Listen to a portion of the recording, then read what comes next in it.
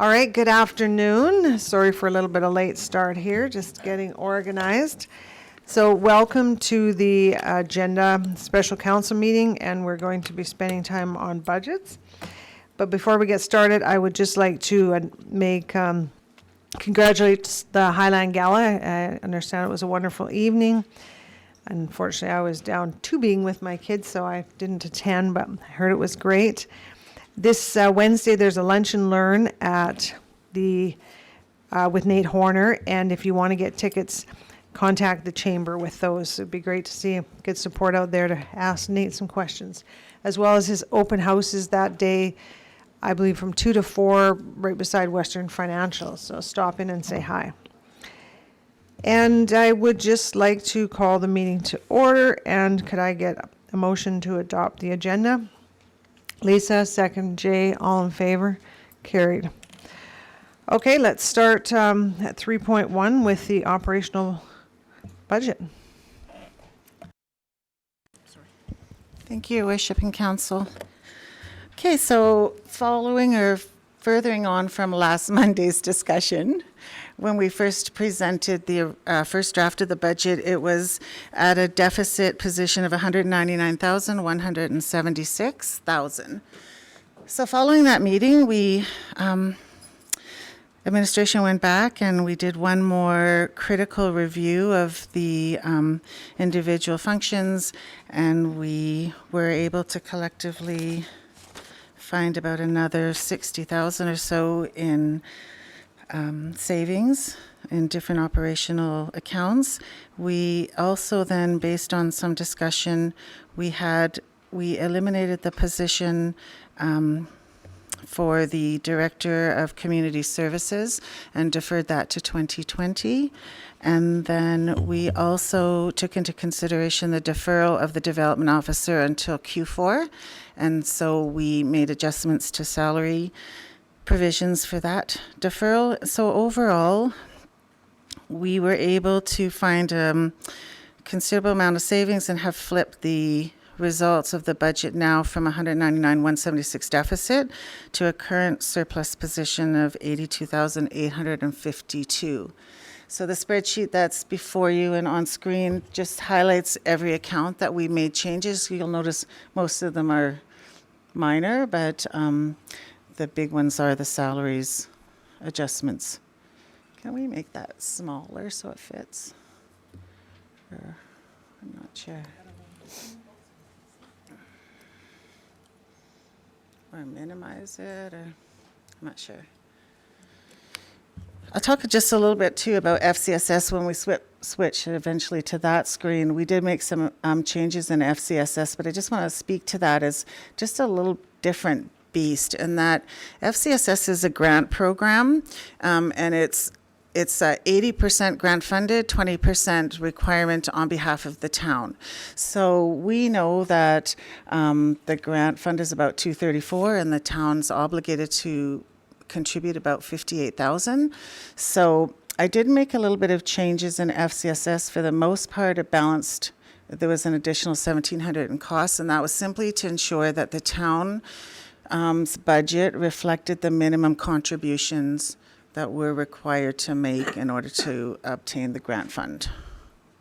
Barb, sorry to interrupt. Can Elin make the spreadsheet bigger, not smaller, please?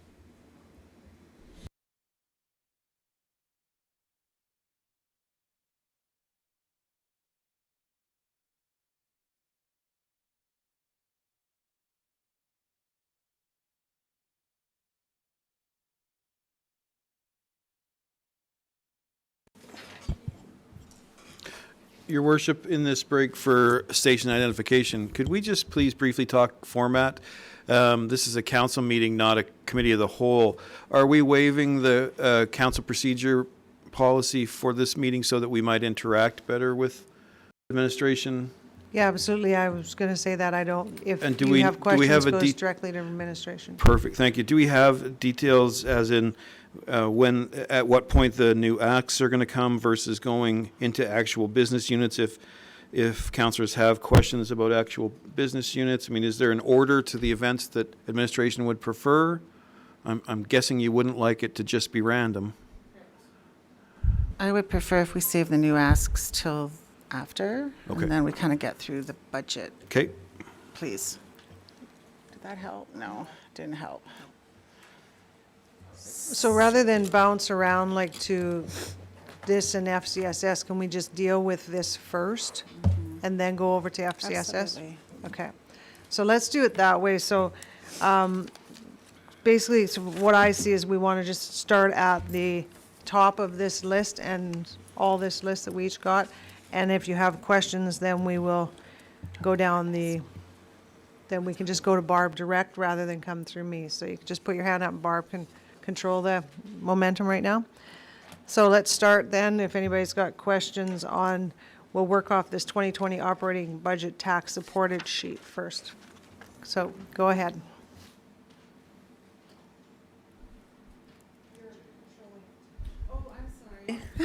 Sorry, go ahead. Count. Thanks, Barb. So first off, Glasses off. please accept my heartfelt thanks for what I'm certain was an entire weekend spent working to be ready for today. And my thanks again to all the staff responsible for going back and sharpening their pencil to pull off what was an amazing reversal. At the same time, I just want to make sure that I understand a couple of the cuts, and council's fully aware of the implications of a couple of the larger items. So first, just a comment. I just want to make sure I'm on the record noting my reluctance to defer the hiring of the community services director until 2021, and the development officer until Q4 of 2020, in that both of those items will weigh heavily on the CAO, and providing adequate support in a reasonable job description is, of course, incumbent on council as managing one of their two employees to the best of our ability. So as we coming down to our final number about taxes and about surpluses and about deficits, I would very much like to recommend that both positions be funded for Q4 so that we might begin the hiring process in Q3 for a Director of Comm Services.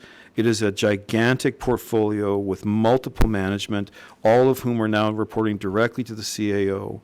And while at the time it seemed like the right thing to do, I have grave concerns about anyone's ability to be effective under the circumstances council created when we eliminated the funding for that position a couple of years ago.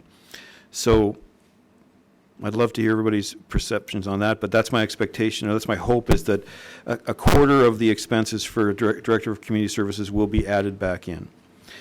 Second, on that same area where we see the bulk of the money come out, just in Rec Admin, just because I don't have the dexterity to flip there fast enough, I just don't get line 708 2-223. What does it mean? Provisions to in Aquaplex BCF enough. Oh, I'm sorry. Yeah. So we had a provision for printing and binding for the recreation annual activity or guide, and so it was put into 3 different parts under recreation, and now with cost savings, and we don't need that provision there anymore. Just in Aquaplex and BCF, the provisions cover the cost. Thank you. I appreciate that clarification. I have nothing further at this point.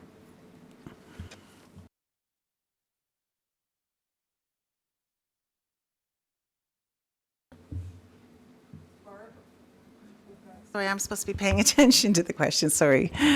Oh, Councillor Zarisky. Yeah, further to Councillor Garbutt's comment on community services, I would like the CAO's opinion on that.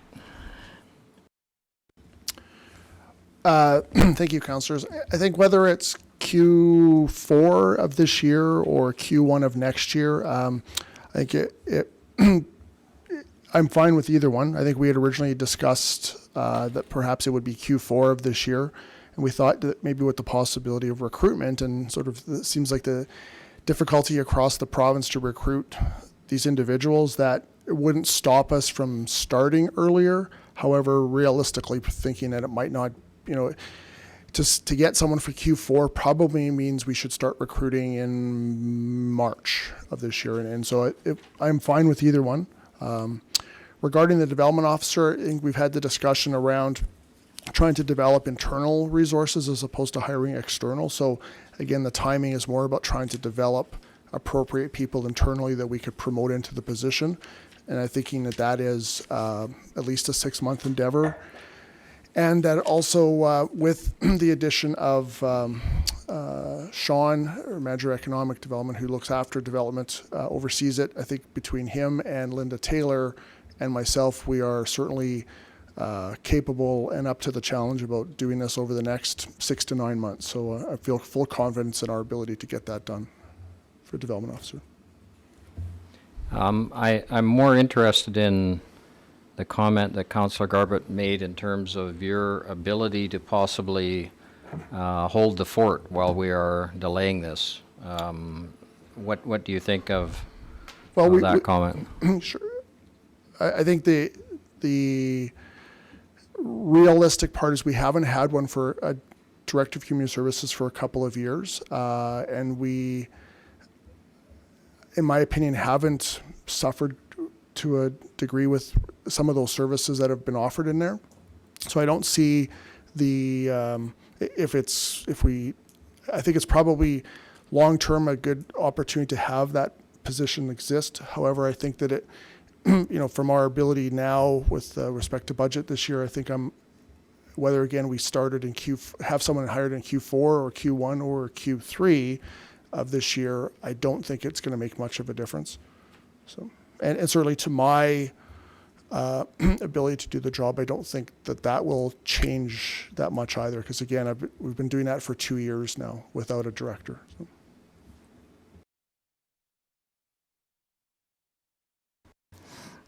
Lisa, sorry. Thank you. Thanks, Barb. So just looking for some comments in regards to the line item 209 with 3,000 reduced for annual safety presentation costs. What does that look like? Did you want to speak to it? Thank you.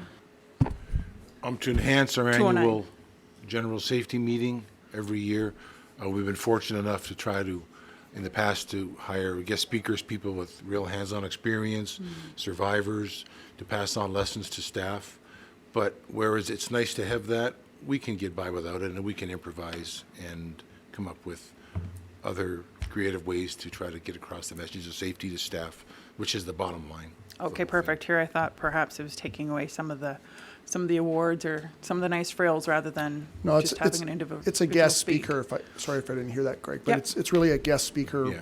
honorarium, right? Okay. So, or a fee for it. So. No, perfect. And then my other question I have is in regards to line 802, 20,000 reduction in provision for overtime. Is this expected to have any effect on our community, especially considering come spring and people are putting in extra hours to get our community to where it needs to be and readiness for July 1st? I can speak on that. The that reduction is due to reduction in overtime. What our intention is to re-examine our work scheduling, specifically the shifts that our staff will be working. So the intention is that over the spring, summer, fall, over the busy season, we're going to be reevaluating how we've got staff scheduled for work so that there's weekend and evening coverage, so that we don't have people coming in on overtime to do things like emptying the garbage cans and stuff like that, so that we can cover that with preferably one of the seasonal hires and have them doing it so that we're not paying in overtime and we're not paying as high of a salary. And that's how we're going to be doing that reduction. It's not so much of a reducing work, it's making our resources used more efficiently. I love that answer. Thanks. Oh, sorry, Christine, thanks. Thanks, Barb. Mine's more of a protocol question. So just going back to what Jay said about potentially adding in what I think would be close to $32,000 into the budget, do we take that off right now, or do we look at that as a new ask, and how would we go about doing that? I'm sorry, what was the 32? So I was basically just looking at the number here for the deferred engagement for community services at 128,150. So I split that into fours because I'm assuming if we do hire for the fourth quarter, it would be about $32,000. So would we subtract that from the 84 now, Correct. or would we look at it? If council so choose to give that direction, then we would take that off, plus a quarter of the 2,600 for the benefit portion. Right. And just wondering, do we do this now, or do you want us to do it at here? Thank you, Christine. I appreciate your request for clarification. I'm comfortable with the additional comments that Councillor Zariski requested from the CAO. I'm comfortable moving forward with the budget as presented in this particular area because the CAO is on record saying he believes that the impact will be negligible.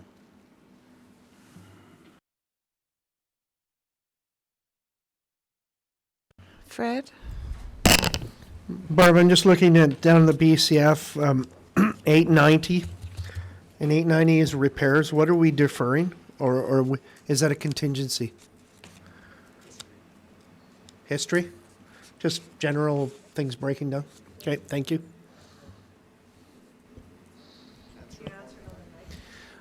Sure, it was based on historical data. Thank you.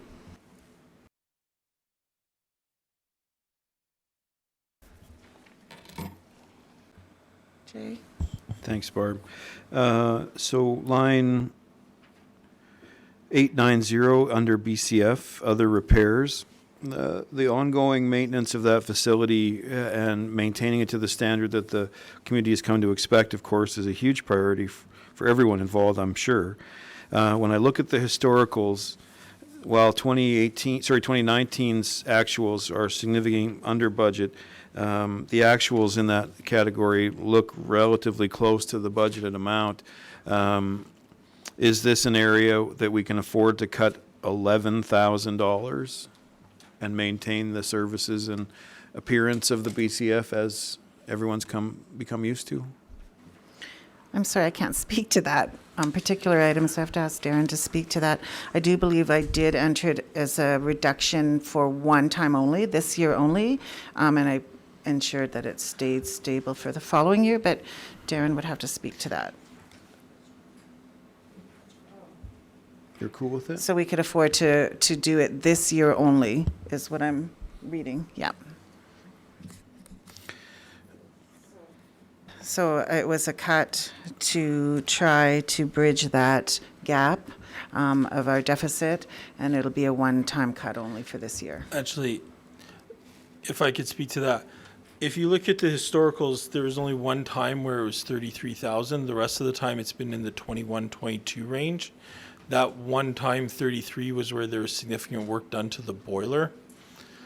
As such, the historical average seems to be more in the mid-20s than in the mid-30s, which is why Reg and myself had discussed with Darren and Barb to drop that back down to a mid-20s level rather than a mid-30s as the trend. But we will have to be accounting for inflation in the future and continuing to monitor that we got an accurate number from that. But right now, it's looking like a $22,000 budget is a more accurate forecast of the annual costs on that item. Thanks, Dave. I appreciate the clarification. I don't care what Fred says, you're not just a pretty face.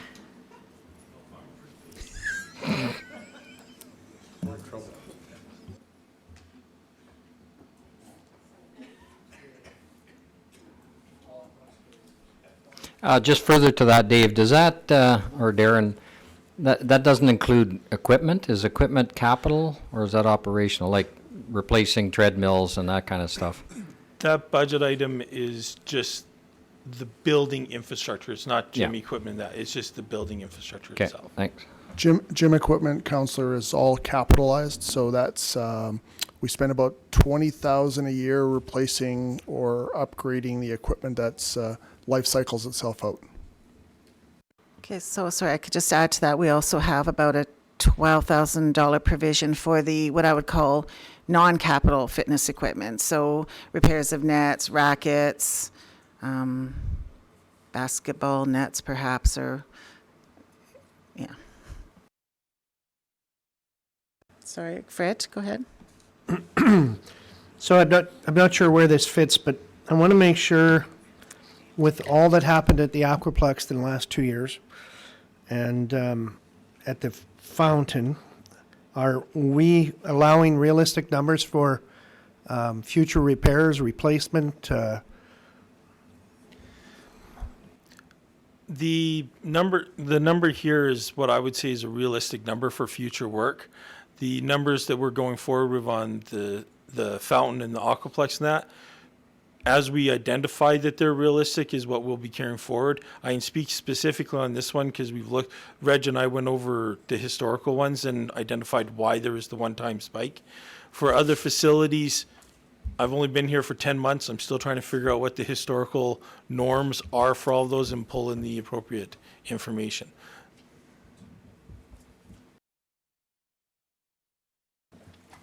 Anybody else? All right, then it's my turn. So let's go back up to communications. 221, we have a $6,600 saving on a town page. And I want to be sure we're not sacrificing our seniors who don't read those, or that read the newspaper. So could we get some clarification on that? Sure, if I could ask Julia to speak to that, Sure. actually. So for the communications budget, the town page for the longest time has been the predominant thing that the money is paid for. And so we're just looking at different ways. And if you think about the communications plan that we agreed to in the public engagement, we made those priorities and two-way communication. And obviously the papers are very much a one-way communication. And this is not about getting rid of the town page completely. It's about working with the newspaper to see what we can get at reduced costs, at a lower cost. It is not about getting rid of the town page completely. Okay, so has that agreement been talked to them? No, because we only discussed it last week. Okay, so this has to be discussed with them before we can pass anything on the budget. Well, or we go to them and say, we only have 20,000 this year. What can you do for us? Okay, so we'll get more update on that. All right, 2101. Forgive me, Your Worship, just to clarify, is that the actual budget figure? Is it typically it would be 26,000? This year it was 30,000 last year. This year we 30,000? Yeah, and this year we were looking at 26, and then last week when we had another look, we went down to 20. So that's still the provision for a significant presence in the paper, but not in the traditional fashion. Thank you. And one of the things to add to that is, so for instance, we advertise development permits in there. Most communities just point to their website, and you can have far more detailed information on our website. So we'd be looking to do something like that, modernize the town page with some of the things that probably most people don't read on there anyway, and the ones that are interested would want more details. So it's about trying to give people the information that will help them maybe drive to the website for more clarity or detailed info. So. Okay, my concern is we still have a lot of seniors that read the newspaper, that don't run computers. But again, it's not so it's looking at some of the things that making the more efficient use of the space, not eliminating the space. Christine. Yeah, and just on that vein, I wanted to say that that's a really good opportunity to encourage people to use the app, of course, because like if this is something we've now funded, so like you said, Daryl, visit our app, visit our webpage. So I think it's a good move in a good direction. Okay, so now I'm going to ask on the police services 252 repairs equipment. There's been some concern about the repairs over there as it is, and we're going to cut that budget. Can I just get some explanation on that, Greg? Which figure in particular, Ms. Colbert? It says I'm on police services 2101, line number 152. 152 is a truck that should have been deleted. Money was allotted for repairs for that yearly, but the truck should have been deleted off our list as it was turned in as to Public Works. So we no longer have that truck. The other one, a couple of the other ones is, one of those, the top one I believe is money allotted for a new cell phone for myself, which I don't need. The 1,500, and one of the other is to do with travel and subsistence and training, which we can, what we're only due for this year. One of our members is newly trained.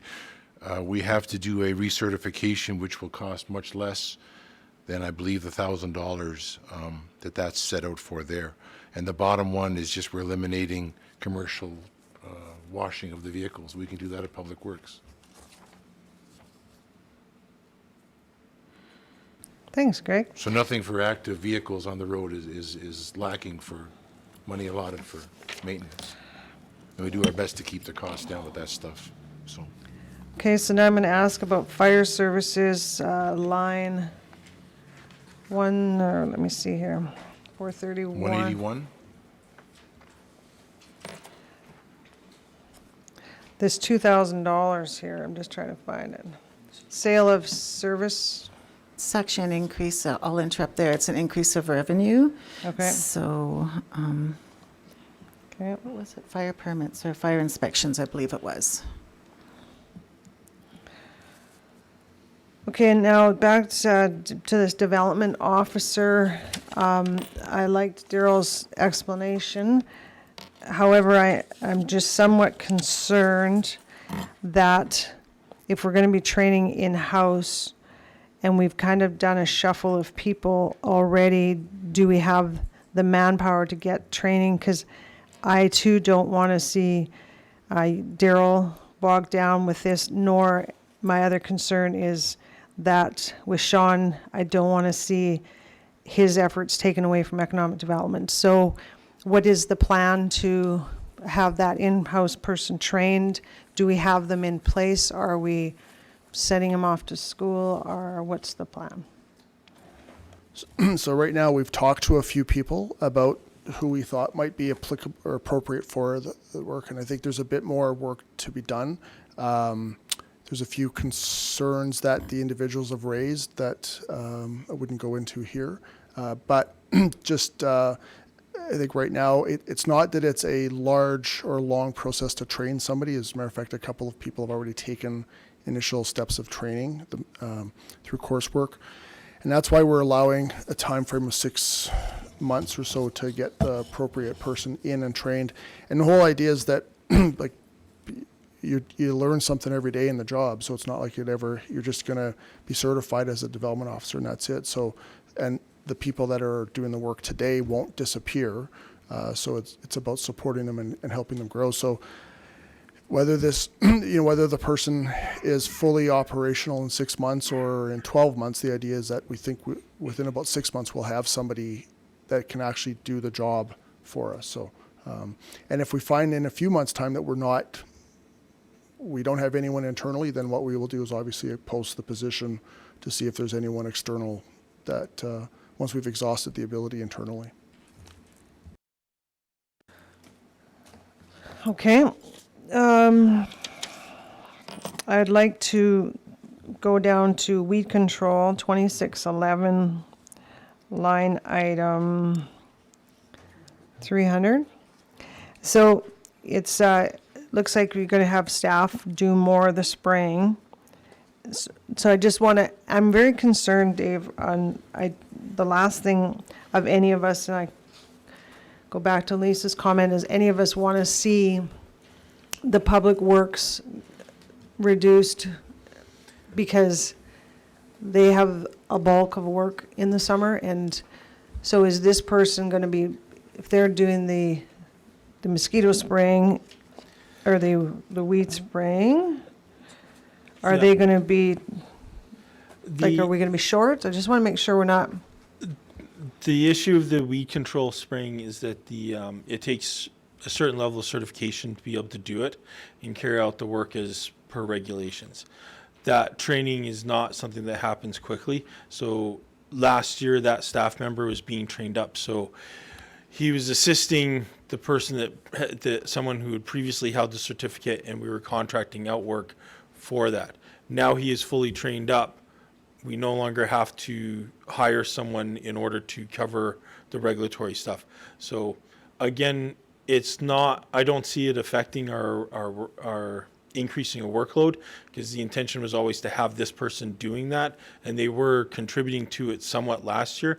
But this year we won't need to have somebody assisting them who has the certification. So it frees up that person type of thing. We don't spray dandelions anymore, right? Spray for? I they're not- don't they're not believe we do. weeds? Yeah.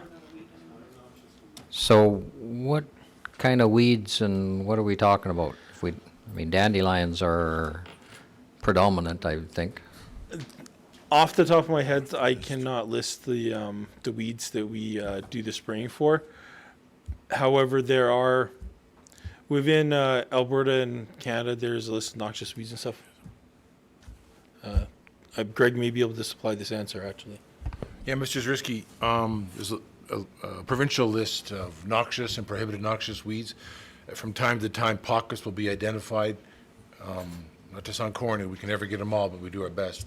We'll identify a pocket of scented chamomile or something else that really needs to be put down. And we'll then approach Dave Public Works to have them eliminated in an effort to keep this, and our reaction can be a little bit different, our response, depending if it sounds confusing, but there's noxious and prohibited noxious. And some, we take efforts to keep them down, and the noxious, we do our best, but there's no real, even the provinces. Does that help clear it up? But dandelions, no, they're no longer on the list. This would also include, Greg, wouldn't it, would it be weed control along Boulevard on town-owned roads as opposed to provincial highways, right? I mean, it's a big line item, actually. right? Correct. Yeah.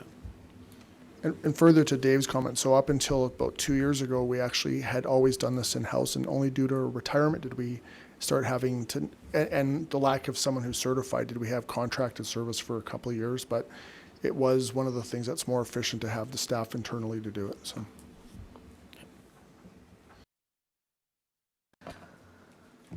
Me still? Okay.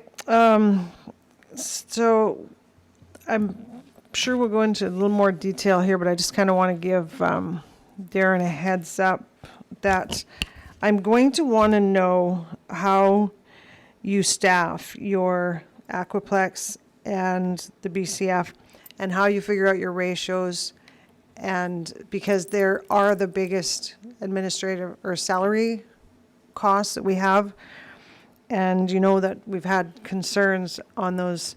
So I'm just going to give you time to think about that one, but I'm just giving you a heads up.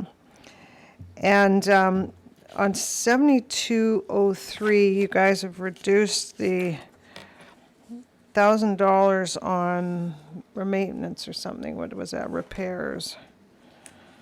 Okay, no, I understand that one. That one's good. And finally, my last question on this part. 881 221. So you've got the reduction in advertising and promotion, and it's a quite a large number. What is that? What does that go to? Like, is it just like the website? Is it printing materials? Is it, I'm on item, on line 881 on the BCF. Sorry, I'll just turn to that, but I believe that's primarily advertising. Oh, well, you can answer? I'm sorry. Go ahead. Well, do you want to come over there? Because it's quite a...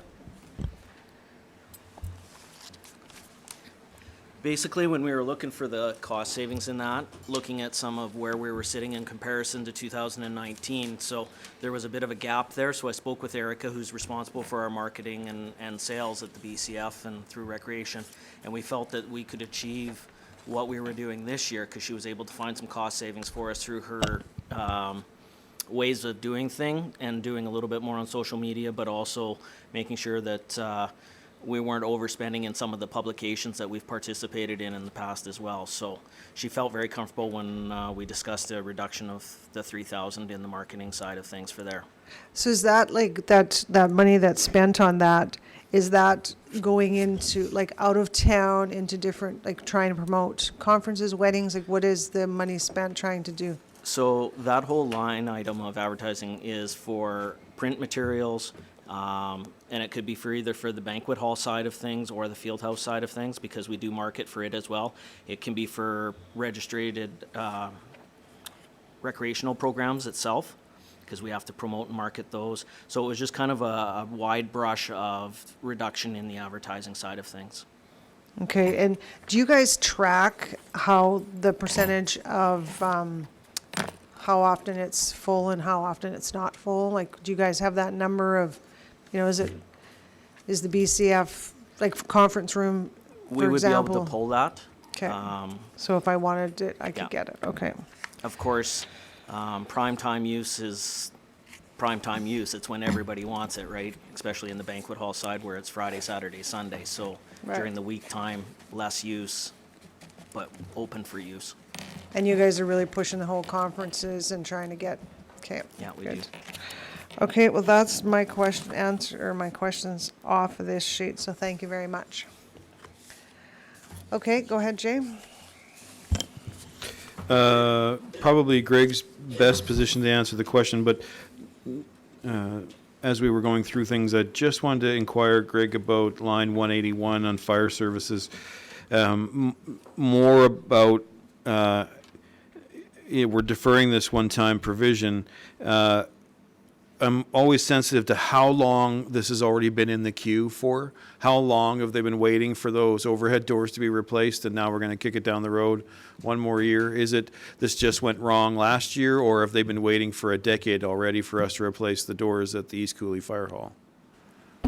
No, we need to do, we're reconfiguring the fleet with the purchase of the new Ascendant, and we're going to be dropping another vehicle, another fire truck, because the Ascendant will take its place as a first response vehicle.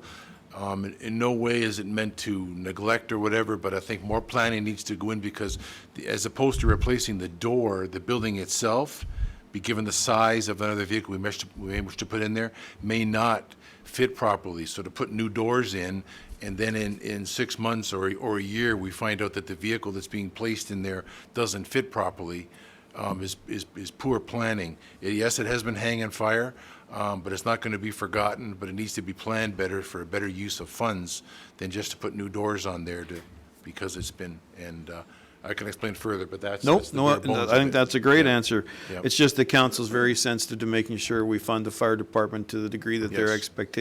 expecting, but that's excellent management. I appreciate the answer.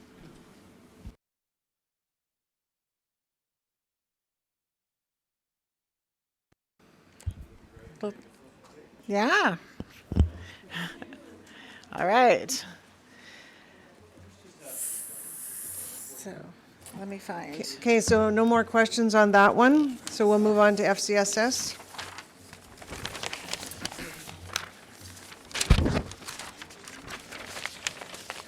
Okay, so once again, just keeping in mind, FCSS has a minimum requirement, funding contribution requirement on behalf of the town to match the grant funding. So the goal is always to make sure that the allocations, the sum of the allocation total, or the allocations total the sum of those two funding mechanisms. So we just had to make some slight changes. The allocation changes, April had come up with reductions in certain budget line items. And then I had to add $1,702 to the budget to ensure we met that obligation. And you'll see the largest changes in this function were regarding the youth center or the youth division, and there it has some significant increases to fund a full year coordinator, and it brought in the donations that have been received to date. So there'll be a talk about a new ask for funding for the youth center, additional funds for the youth center in a little later. But as it stands right now, there is a provision in there for probably almost maybe about 10 months worth of a youth center and very little money for programming, but for the youth worker. And all of that's in the budget right now is being funded by the FCSS funds and $31,155 worth of donations that were received to go towards a youth center in 2019 to be spent in 2020. When it comes to this discussion here, if there was no intention or desire moving forward to support a youth center, then those funds that are here, other than the $31,155, which was donated funds, would have to be spent within the FCS budget to ensure we meet our requirements. So then it would just get allocated to some other function, if that makes any sense.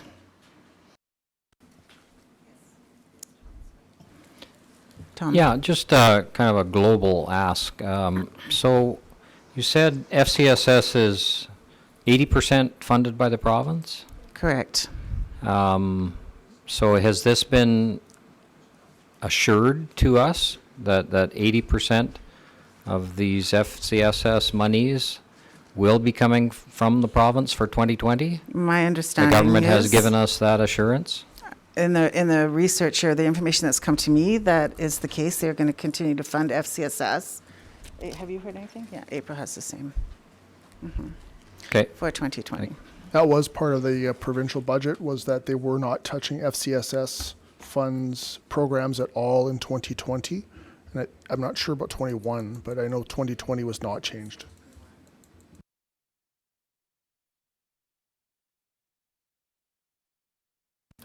Anybody got questions? Okay, I do. So I'm trying to understand, well, let's go down the list.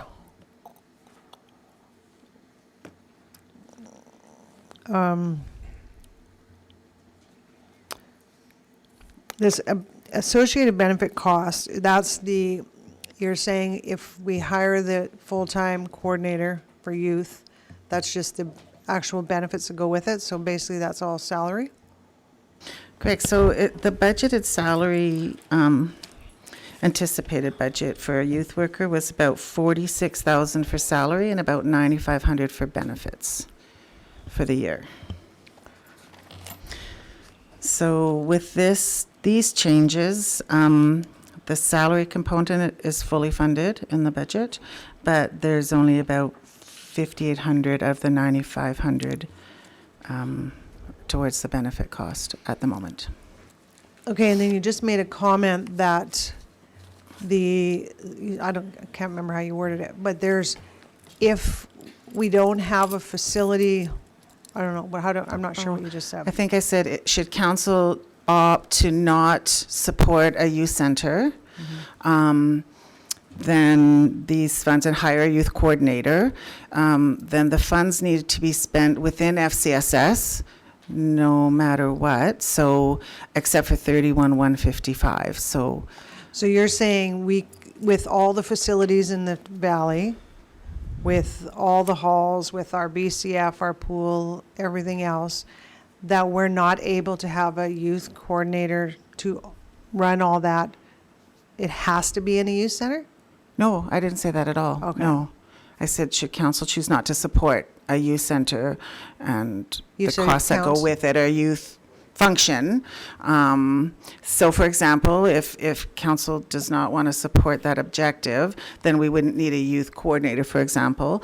But that salary would still need to be spent, the provision would still need to be spent within the FCSS function. Okay, but I'm saying if we choose not to have, the building, we can still have a youth coordinator within FCSS? Correct. Okay.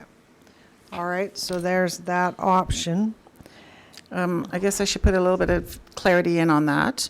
That's providing that 31,000 donations, people or those who donated towards a youth center, providing they were okay with the funds being used to provide youth programming Right. and to fund the coordinator and not looking for bricks and mortar, then yes.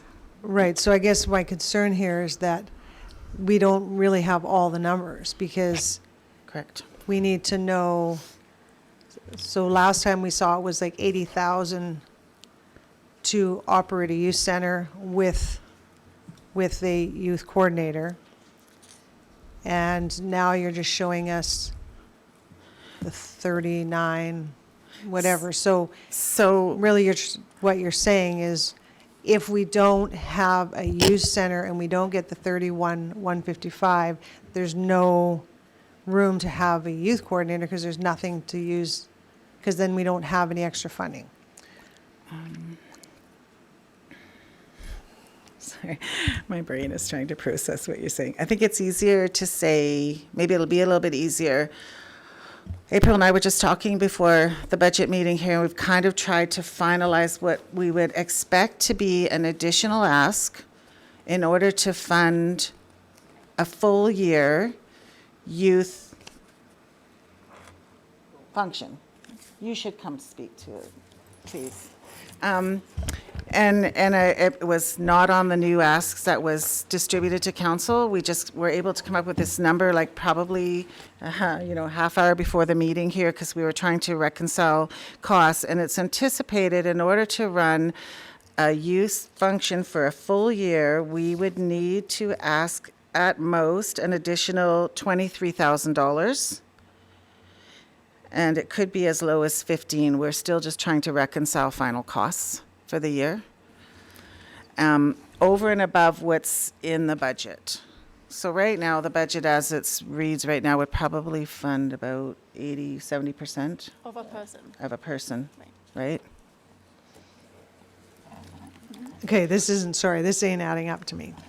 So you're saying right there, if we add the 38,725 plus 45,42, you're saying, okay, now we have a person. Then you're saying for 23,000 more, you can have a building. And then part of that 31,155 will go towards the building. But now you have no money for programming.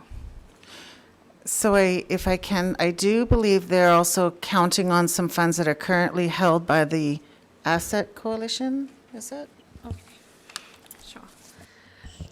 So, yeah, in the budget is anticipated costs associated with a ball like the Masquerade Ball, but the revenue wasn't sitting there. So with the revenue that you're going to get to offset the cost, that would be an income to offset the costs that had been presented in the budget. I think this piece initially that Bob was describing was simply to say that in order to meet the $58,000-ish minimum requirement that we as the town have to provide in order to get the provincial 80%, if we chose that if council decided that having a youth centre and a youth worker wasn't something that they wanted to have at all, there would still be this portion of funds that has to be spent by council in FCSS overall in order to meet the 20% requirement. Right? Right. Yeah. I'll try to have a budget. Does that make sense? What I can do when we do take a break is I can actually get the FCSS only budget up on screen and kind of maybe show you what that would look like. If we took that out, what that means. Yeah, I think we need clarity, because Yeah. we can't really pass a budget based on what ifs. Like, we can't say, okay, we'll hire a youth coordinator, but then we don't pass the other part of the funding, then there's no building. And so then you don't get the 31,155, so then it's all for naught. So I think we Yeah. need to see the bigger picture. And the 3155 is 31,000 pretty much is. That's It is all the donated donations, funds, right? So yeah. what you just said, though, is if we don't have a youth center, that money may not be used for youth organizations. There are two larger grants or donations that we received as part of that. So not the whole 31,000, but there are two. There was one that was 10 and there was one that was 5, that we would have to go back to those organizations and ask them whether they would be okay for us to utilize the funds for a position rather than towards the cost of a space. We would have to ask. And with that money that they've donated, are they expecting a permanent, or is that can go to rent? What was the question? Can the donation fund rent, or does it have to be a purchase like our building? So like, are they expecting us to put it to a building that's being purchased or a facility that's being rented? No. Because if a facility is being rented, we have a lot of facilities. Yeah, no, there is, when we put out the request for donations and when we've written grants, we've never said that we're building a building, nor have we said that we're purchasing a building. It's always been that step one, well, or two, would be that we would rent somewhere to see how it went and to ensure that it was well used, and to also have that tick list of these are the things that we absolutely need within a building. So there was never a position where people were donating for the purchase or building of a building.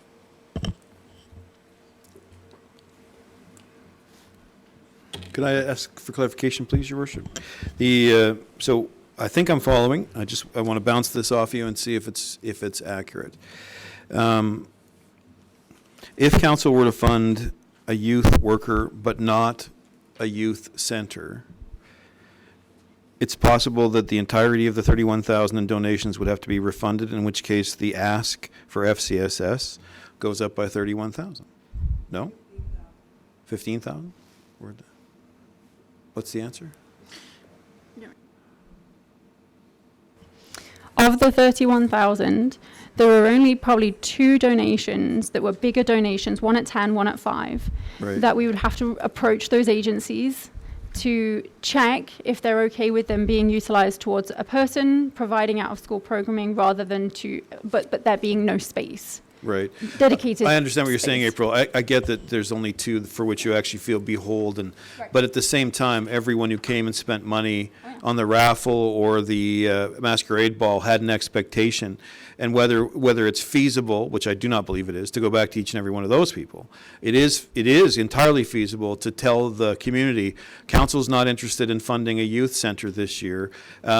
So are you expecting your raffle ticket money back, or can we go ahead and use that towards staff and programming? So it is entirely possible. I am correct that it's possible that in some way, shape, or form, whether it's a loss of good faith in the town or a loss in dollars, that every one of the $31,000 in donations could be requested back by the people who have given it if they thought they were paying for a youth center and we don't do one. Wouldn't that be factually accurate?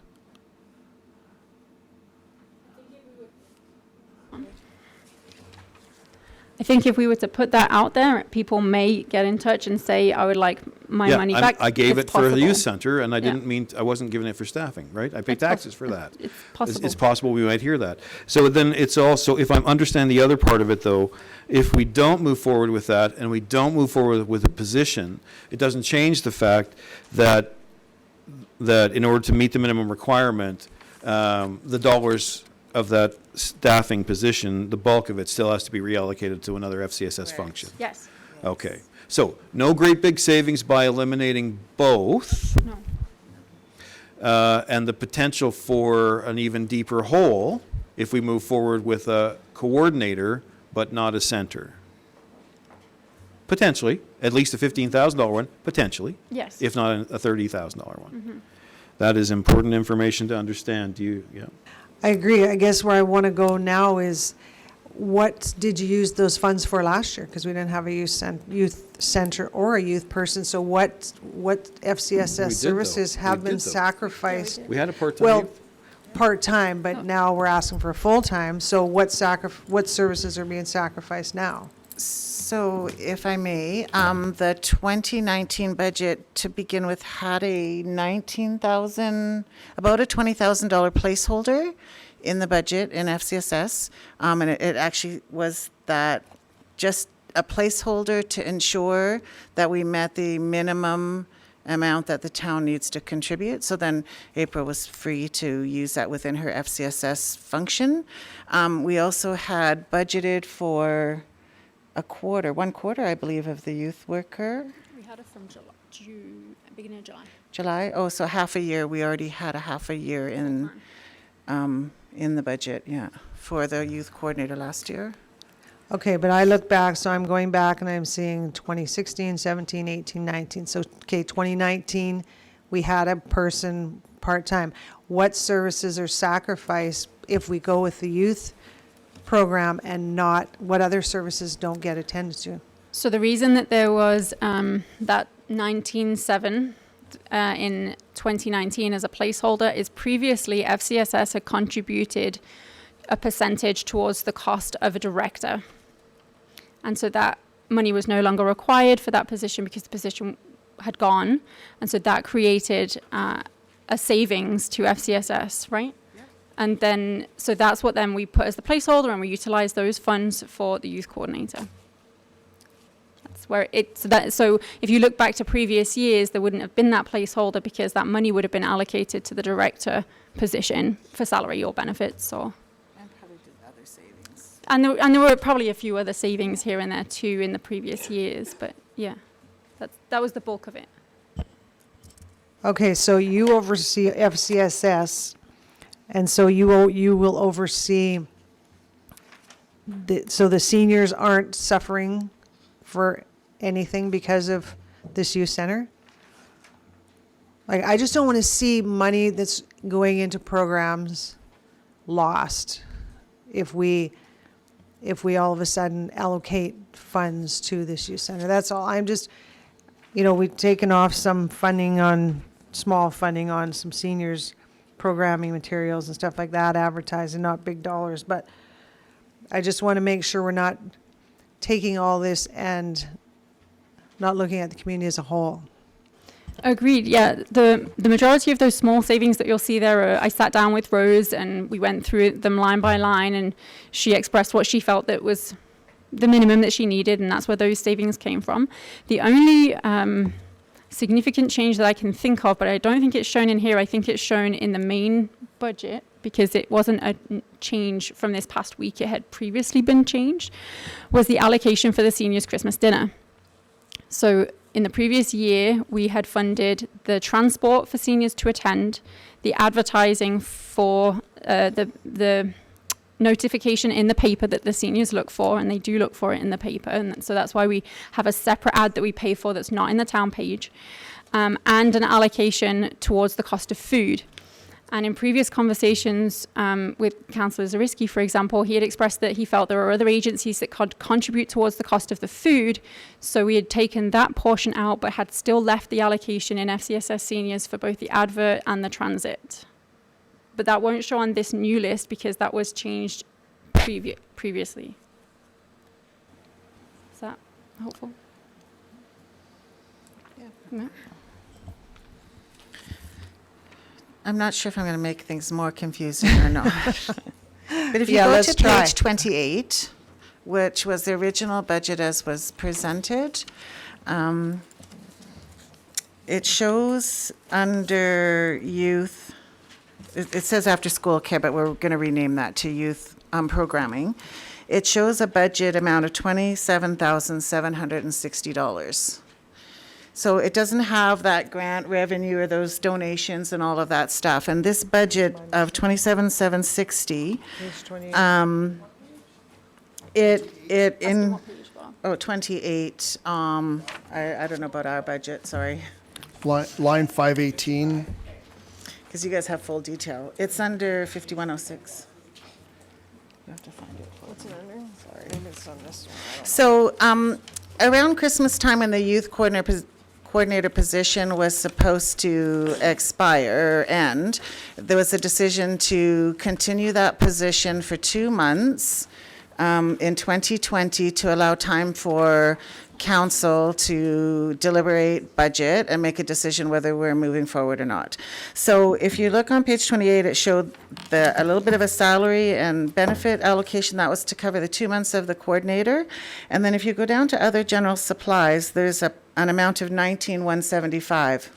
And that, again, was just a plug number to ensure that we met the minimum obligations under our grant contribution. But I didn't know at the time how April wanted it allocated. So I just needed to meet the requirement. Since then, I have had to add $1,720 because when I double-checked my math, we were just a little shy to make sure. So over the weekend, I further balanced. So if you didn't take into these donations and the minuses, essentially there was $28,000 allocated currently towards youth center coordinator programming / that if that went away, that 28,000 would have to be allocated elsewhere within FCSS. If council chooses to move forward, then this 28,000 will get allocated here, plus the 31,000 that we have in hand from donations, plus there's some other resources, and then plus the additional ask of roughly 23,000 that we would like to bring forward, and that would fund the youth center for the program, the pilot, for another full year. Is that correct? Okay, so all these letters of support that you have gotten, I'm sorry, I'm going to get down to the bottom of this where I feel comfortable before I go any further, but, so you've got letters of support from the school, from literacy. Are these people all prepared to be part of this? Like, it's one thing to write a letter of support, it's another thing to say, I guess my concern is, April, is as we've talked, we can't do something and not have it successful. And in this community, it's been tried and tried and tried. And I want to have that comfort that if we as council approve this, like, are these people going to step up? How many kids do you actually have? They just shut down a youth center in Calgary with 70 kids in Southeast Calgary, with a population of, in that quadrant, is 400,000, and they only had 70 kids. What is the chances of us, allocating this kind of money to, are we going to have 2 kids, 5 kids, 10 kids? I guess it's just really, has the homework been done on this? Because I agree, I'm all about youth and all about figuring how to make it easier, but also we're spending taxpayers' dollars, and yes, some of this is supported through FCSS, but 20% is still supported through the town. So we need to know, are we helping? Like, how is this big picture? Have you guys figured out the big picture on this one? Yeah, I think really all the administration can do is present the information that we have. And the information that we have is the community social needs assessment, the homelessness estimation that was conducted last year, the visits that we've made to schools, the input that we've had from agencies through various means, whether it be interagency or the Early Childhood Development Coalition or the Asset Development Coalition, and all of these agencies that we work with. And all we can do is gather that data and present it to council. So the data that we have provided previously in presentations and in email correspondence is what we can give to you. And what we hear from agencies, families, and youth is that they think that this would be of value for multiple reasons. And yes, all of the folks that have sent letters, the agencies that have sent letters, are in one way or another already involved in trying to get something like this off the ground. What I cannot do is I cannot guarantee you we're going to have 150 kids if we open. I can't do that. It wouldn't be fair for me to do that. What I can say to you is that based on the information we have, this is an expressed need in the community, that this is one method of meeting.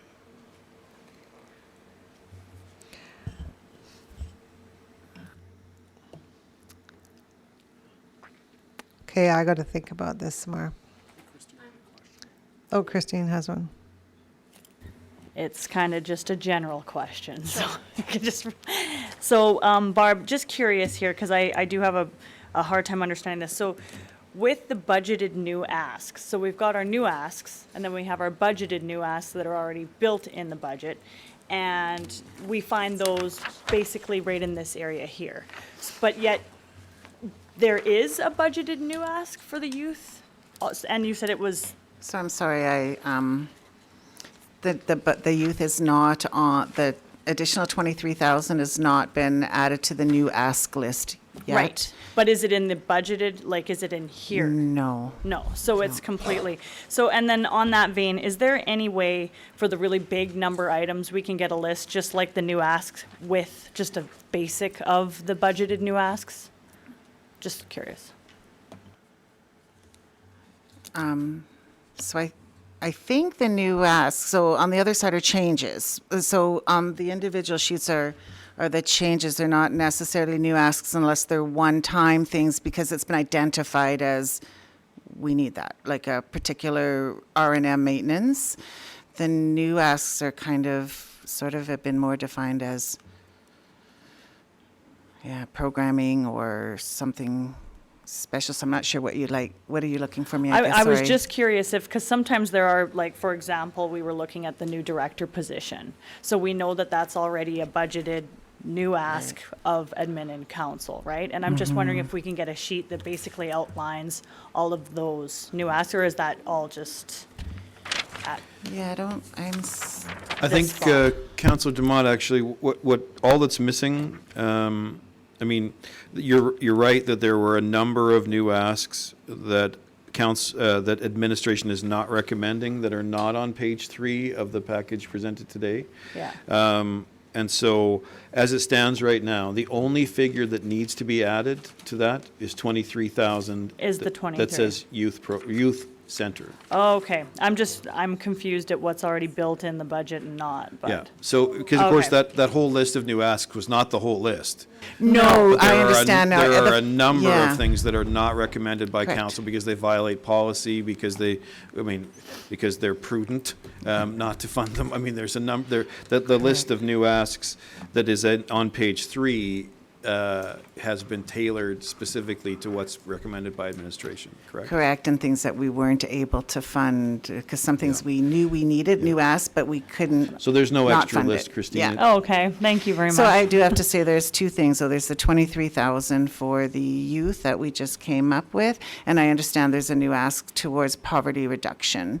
So I miss, sometimes the left hand doesn't necessarily know what the right's doing, and in this case, I missed putting, I have no idea what the entry would be. What's the amount on poverty reduction that we don't have on here?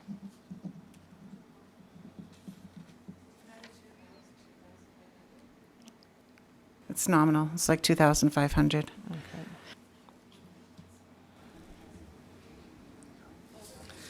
There's a council, there's a presentation, because of the cow being canceled earlier this month, we didn't have an opportunity to have April present on poverty reduction, but that is being done next week at the regular council meeting. So there'll be more details about that specifically, so.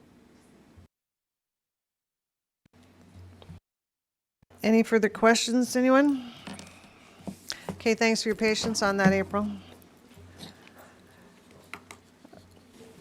All right. So even though it has been provided, Your Worship, if we were to flip over to page 3 and talk about the new asks right now, it would be appropriate for council to speak to some of the things that are not on the list that were in fact asks. So despite the fact that these have been whittled down for us, do we have the ability to actually get the full list of new asks in front of us? Can it be put up on the screen? Not the whittled down version, but the Or we could move on and then come back to that. Just need some clarity, because to me, the only other new ask would be the Director of Community Services? Because every year we always have, oh, we need to up the maintenance here because of one time, but we lower here, and we don't really consider those no asks. We record them as one-time asks. Yeah, no, I'm not talking about But that I'm part. not I'm talking about the sure. fact that the East Cooley 20,000 is not on the list. I'm talking about. Oh, the community organizations? Oh, I'm Right. sorry. So are we going to Okay. address all those things separately as community assistance grant requests? Or are we going to look at those as new asks as a budget item? Those are, Counselor, those are third on the list under 3.1, sorry. So they will all, I think there's a presentation of all of the asks under community assistance applications. Oh, look, forgive me. Okay, so we'll address it there then. Okay, that's fine. So then, or is council comfortable moving on to page 3 then of what we would just refer to as primarily administrative new asks that work for the organizations which are to a degree either creatures of council or for whom we already have existing contracts? Yep, let's get that sheet done. So we're going on to the new budget item requests. Okay, thank you. So the first one is the library. So who library, who has yeah. questions?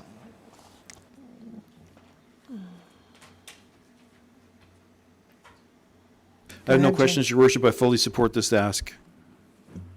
The library runs an incredibly tight ship. Those people work for passion, not for pay. I'm not sure it would be an exaggeration to say that most of the staff works at our public library for less than they would be paid if they were a lifeguard. And so I'm absolutely comfortable with their operating expense increase in requisition. Okay, so on this sheet, does anybody have any concerns that they want to bring forward? Or are we good with this one as is presented, adding the poverty reduction of $2,500, which will be presented, but I think it's worth adding this. And then youth center of 23,000, we still have further discussion, I think, on that one. If I could, Your Worship, then I only have a question just for someone to remind my aging brain again about the 9,500 for the Chamber of Commerce. Is that additional wage request because of the new minimum wage, or what So was? last year, they came and asked for the 9,500 increase, and they said that they would double it back to economic development. And this year, they actually matched it plus. So was the number 22,000 that the Chamber, Sean, gave to your economic development? Yes, Your Worship. They provided $22,000 to the Economic Development Fund. And one of the reasons it's incredibly helpful is we haven't had an economic development department here in a long time, so we're starting from scratch. So all those reports you have to do in sector strategies, advertising and promotion, they cost actually a lot of money. So this has really helped us out quite a bit to get to where we need to be. I guess for me, it's one of those format things again. If the new operating expenses for operating the Visitor Information Center last year needed to be up by $9,500 to reflect the fact that minimum wages had increased, then why are we asking for it? It should be the budget for the VIC is now X number of dollars, and we wouldn't. It certainly doesn't require an additional $9,500. They're asking for the same $9,500 they were granted in 2019. Is that right? Yeah, so basically, instead of it being just a separate Is that right? ad. Though, hang on. I think I'm not sure. So my understanding last year was it was a one-time ask with the intent that they would write a check back. So I recorded it as a one-time ask. So if council so chooses that it's the norm now, then I won't in the future. It'll just move from there. Because as it stands right now, we have the contract with them that gives an automatic CPI increase. And that 9,500 was over and above and different from the contract. So I just would need some direction for future years. I'm actually very comfortable with how you've done it because it does allow then for the conversation on return on investment, and so that's okay. It just as I preface my question, I merely need to be reminded about things, and if the format change to absorb this doesn't make sense because it's over and above the contracted level and needs to be discussed every year, I'm cool with that. Christine? So sorry, just to clarify then, so if we actually make this a reoccurring thing of $9,500, that is built in that they come back every year and match that, like write that back to ECDev every year then, or is it just? I'm not sure what would happen. That would have to be, I would think, an agreement outlined with the chamber. So before we go into like having that in concrete budget every year, I'd like to see that agreement made myself. Lisa? Maybe I'm just reading it wrong, but under the 2101 police there, to increase coverage, enhanced bylaw enforcement from 0.6 to Oh, it's 0.08. It's supposed to be Okay. 0.8. I mean, sorry. Okay, thank you. 0.8, yes. Thank you. I think Fred had a question. I just wanted to say that our a representative from the chamber at the ECDev assured us this year that they would go ahead and match that, double that money. Verbally. I don't know if we need a contract, then maybe that's what we should be asking for, but. I think we can let Sean work with Jeff on that and set something up. I will work on that tomorrow and have some paperwork in place, for sure. Tom? Yeah, Valley Bus. I don't recall having Valley Bus do a presentation to council recently or ever. I don't recall seeing a Valley Bus budget. I guess I'm just comparing it to the library. I mean, the library's been so good. They come, they tell us how well they're doing and all the great things. And so I look at this figure of an increase of $1,580 and I don't have a clue. Why? How's that refers to past years or what's going on? Any information there? Sure, Councillor. So the request, so I think what Valley Bus has done for quite some time is just simply assume a 2% increase every year. So $1,580 represents a 2% increase over previous years. But as Barb pointed out, anything over what council approved last year, we were bringing back as an additional request. I think it's a great idea. I believe Valley Bus was here about 3 years ago, maybe 4. So it'd be great to have them back to give a presentation about where they are, what's going on. I can certainly make that call to them to come to us in February. So. Okay, anything else on that? All right, well then let's just take a 5-minute break here and then we're going to actually move over to 5.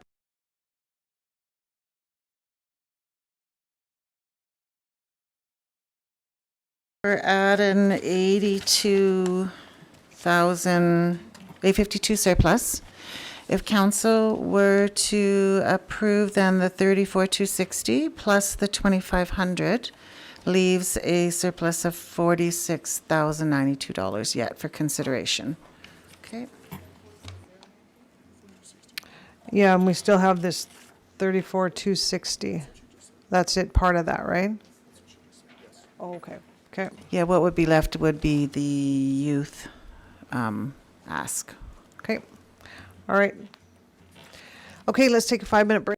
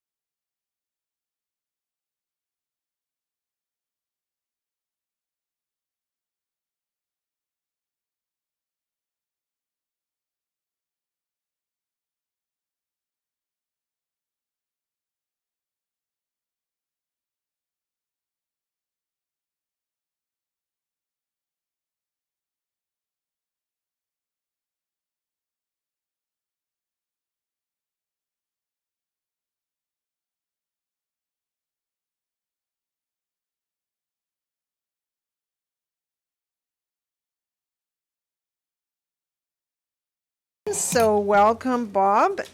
Give the presentation on the Resiliency Flood Mitigation Program, and Darwin will be there to support you. So I will let you guys have the floor. Thanks, Your Worship, members of council, staff. Just a couple opening comments that we're trying to run this on the basis of. We've explained before that the whole structure of how we're going to manage the system, we're going to use the incident command system. What we're doing with regard to the overall program is looking at it with the basic principles of an asset management system. So basically what we've identified is some risk due to flooding, and then we've chosen a level of service that we're going to try and provide as protection. We then go out and have a look at the inventory of systems that are in place or not in place, and then we determine their condition. That's pretty much the wheel of asset management. So that's what we're doing with the DRFM program. It aligns with the strategic directions in the town's overall corporate plan in a few elements and areas. And we're using 5 objectives: our communication engagement strategy, regulatory approvals, conveyance capacity improvement, structural measures, and municipal emergency plan enhancement as our strategy as we move the program forward. So we're going to end up showing the overall program that will result in an augmentation of existing diking, creation of the System 2100. It will be the demarc line that will help with planning decisions at MPC and subdivision authorities, and preservation and improvement capacities on the Willow and Machichi Creeks and the Rosebud and Red Deer River. So with the grants that council has secured, we've been actively programming of the project to commence a cash flow analysis and expenditure scenarios so that we can then make sure that we maximize our return on investment of the actual cash on hand by going to the market to find out what they can do, but also looking at the cadence of cash flow throughout the program to determine when and where we'll need to do draws on various government grants or debenture bylaws. So we've got a short well, it's not a short presentation, but it's not overly long, of the program that we'll look at it in its entirety, and then it's to be threaded into the overall capital plan. But for your consideration tonight, if it's affirmative as outlined in the RFD, it certainly allows us to move swiftly into the delivery of the project for the town and its residents. Mr. Jenkins. Thank you, Darwin. Your Worship, members of council.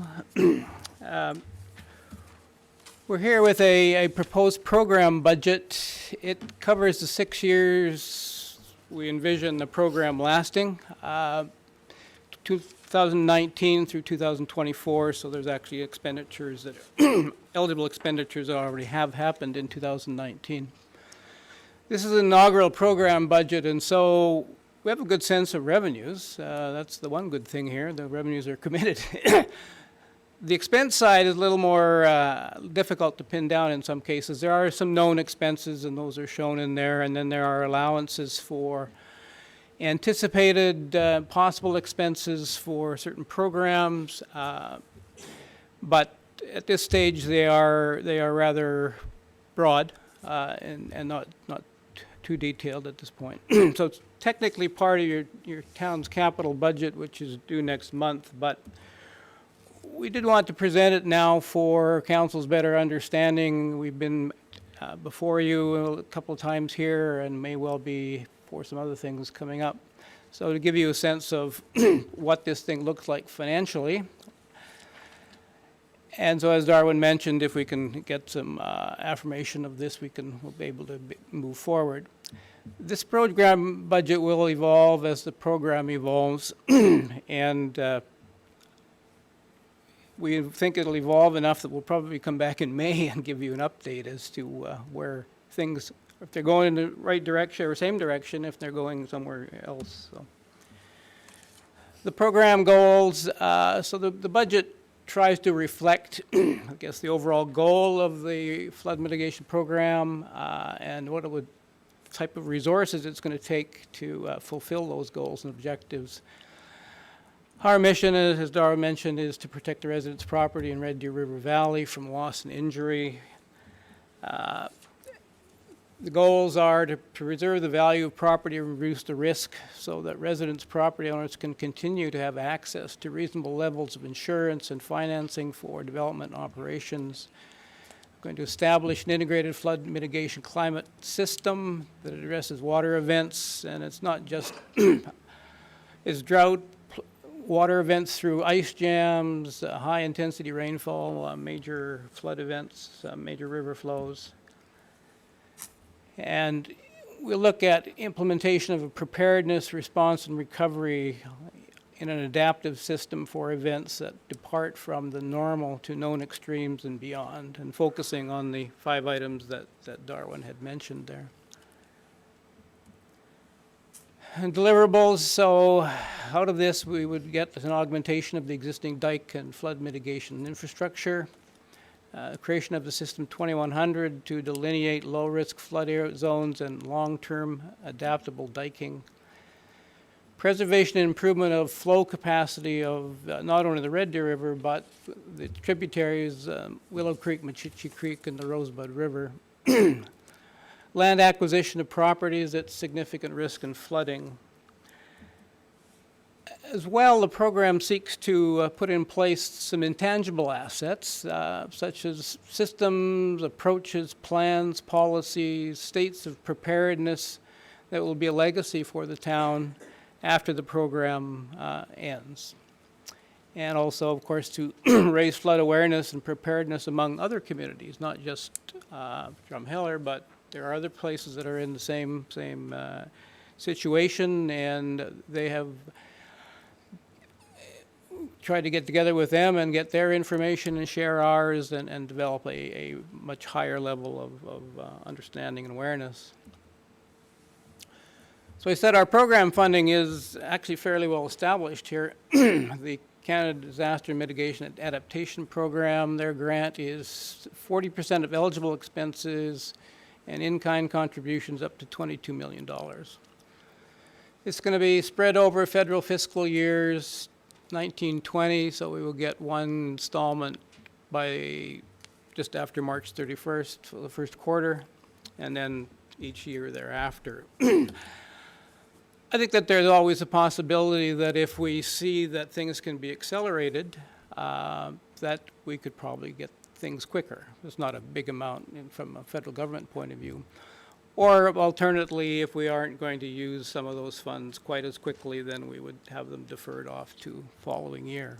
But at the end of the program, you have 10 years to use it up to a maximum of $22 million. Alberta Flood Mitigation Program, your buyout grants, lump sum of $20 million. We expect that before the end of March 31st, before the end of this provincial fiscal year. The Community Resiliency Program, you already have those from 2 previous projects, which are now absorbed into this larger initiative. The 2 grants totaled $6.4 million. There is interest of $200 and some thousand because those funds are invested. And we have to look back to see if there are eligible 2018 expenses as well as sold in 2019. Federal program starts, in March March 2019, but they do identify Indigenous consultation costs actually can predate that. So we may look back to see that we catch all that we can.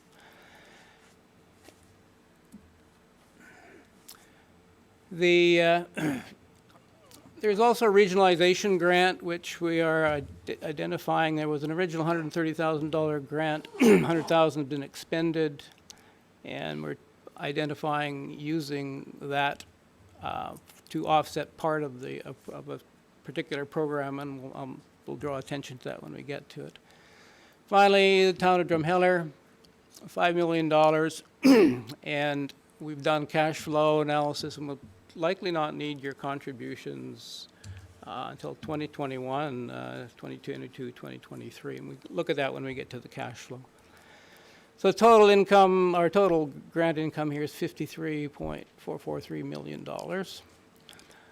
Other income that's not included yet would be investment income and interest on cash balances. And so that's part of the cash flow analysis. We'll talk about that. And then whatever other grants we can find.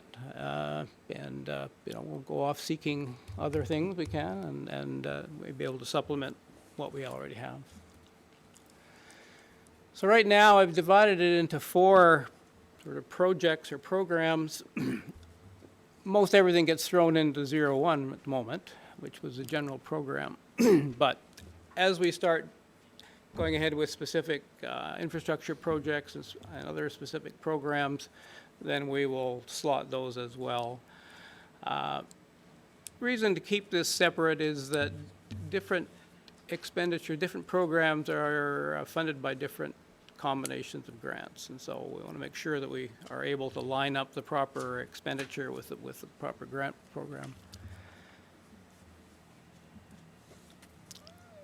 So I have built a financial model, and so that's where these budget tables come from.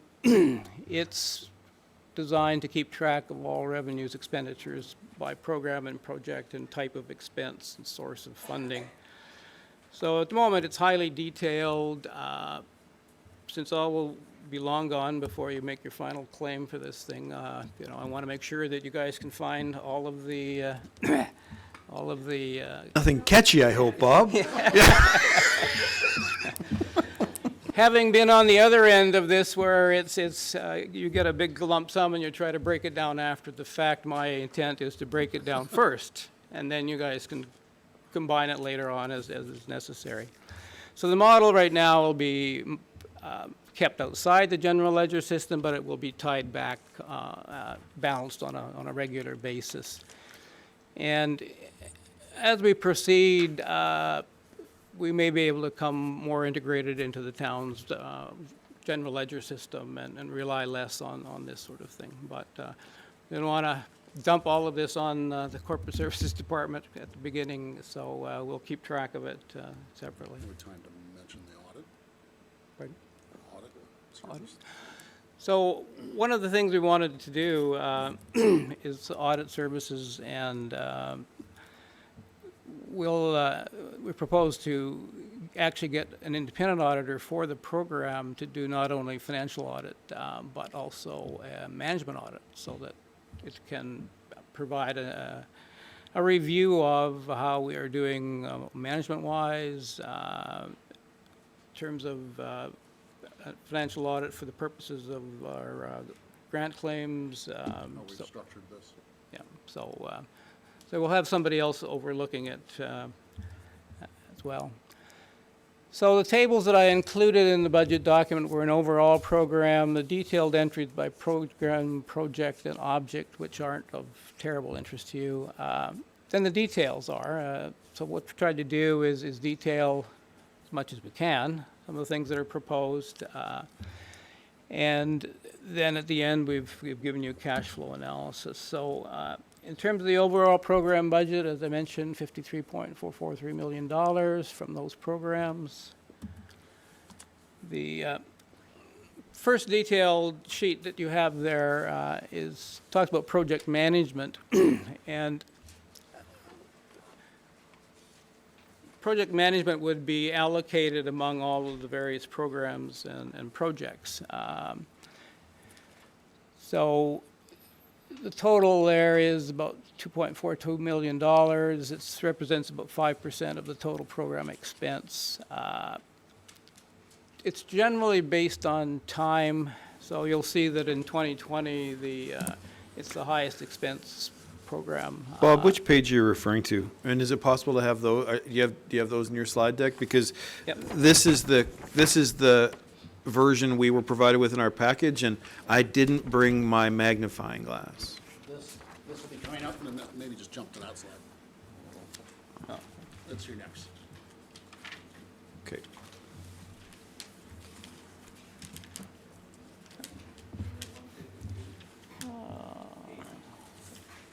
Yeah, that's what I'm saying. Oh, 152. Okay, that's the one that I could actually read.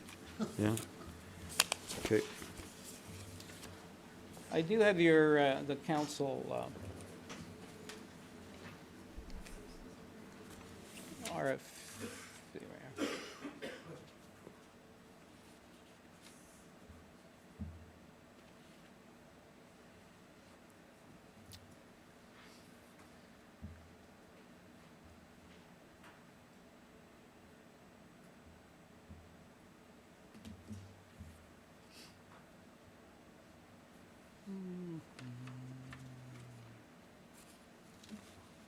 There's a magnifying glass on this one.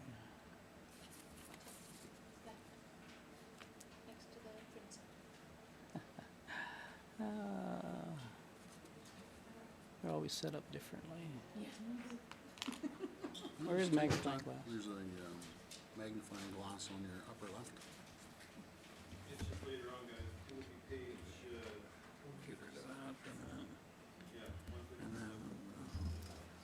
Oh, there it is. No, that's a fine tool.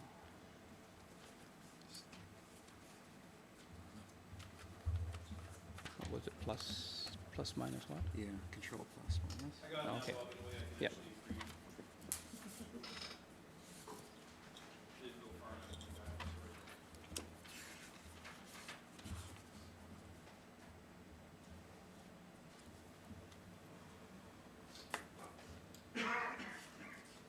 You got this one? Yep. Page down. Oh, I see this. Sorry about that, Bob. 6. Yeah. Carry on. Okay. Yeah. Alt tab. Go back to your PowerPoint. He's got. Yeah.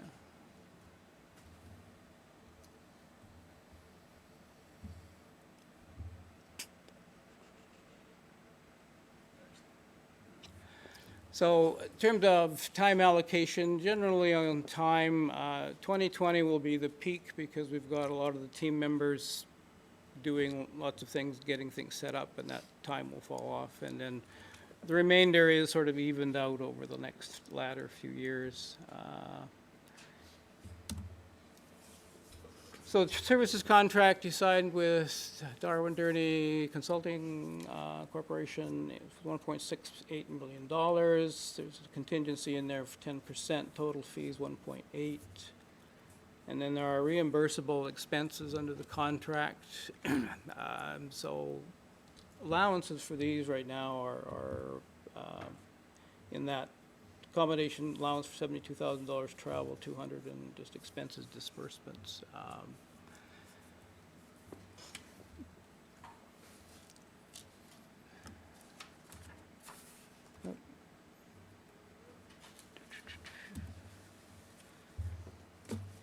So then you'll see project management in the various programs going forward. So in terms of the general program office, some initial expense to set up the office, computer workstation, some network setup. There's annual licenses for software, service fees, rental, cloud storage. Allowance for supplies and other technical services, allowance to establish records management approach, 20,000 at this point, but we're not sure exactly what the approach will be, but there's some funding there. And then outfitting the Flood Operations Center, that's how we refer to it under the program, but actually the intent is outfitting the emergency.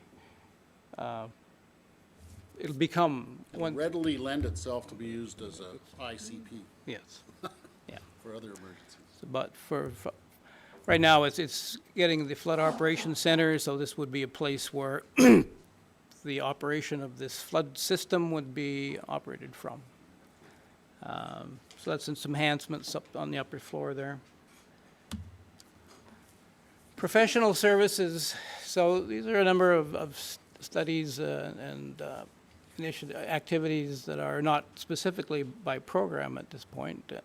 Greenhouse gas emissions assessment is part of our DMAF grant application requirement. $50,000. Stantec has been engaged to do that. They started it, and now they'll finish it off. Independent management and financial auditors, we've talked about that. Operations manuals for the flood mitigation system. So once all of this is built, then of course we need to build the instructions, the operating procedures, the manuals to look after it all and run it all and keep it in place. Flood mitigation roadmap, this company was engaged to Sarah at the beginning to provide a roadmap of this whole project. They are halfway through their work. Integration of municipal emergency plan, 10,000, regional emergency response plan, so $50,000 to get the regional emergency response put together with all the neighboring communities, and using the remainder of that regionalization grant of $30,000 toward that project. Some communications, infrastructure, fiber optic, which would of course remain there once it's in for the benefit of the shop facility. We have a website we maintain.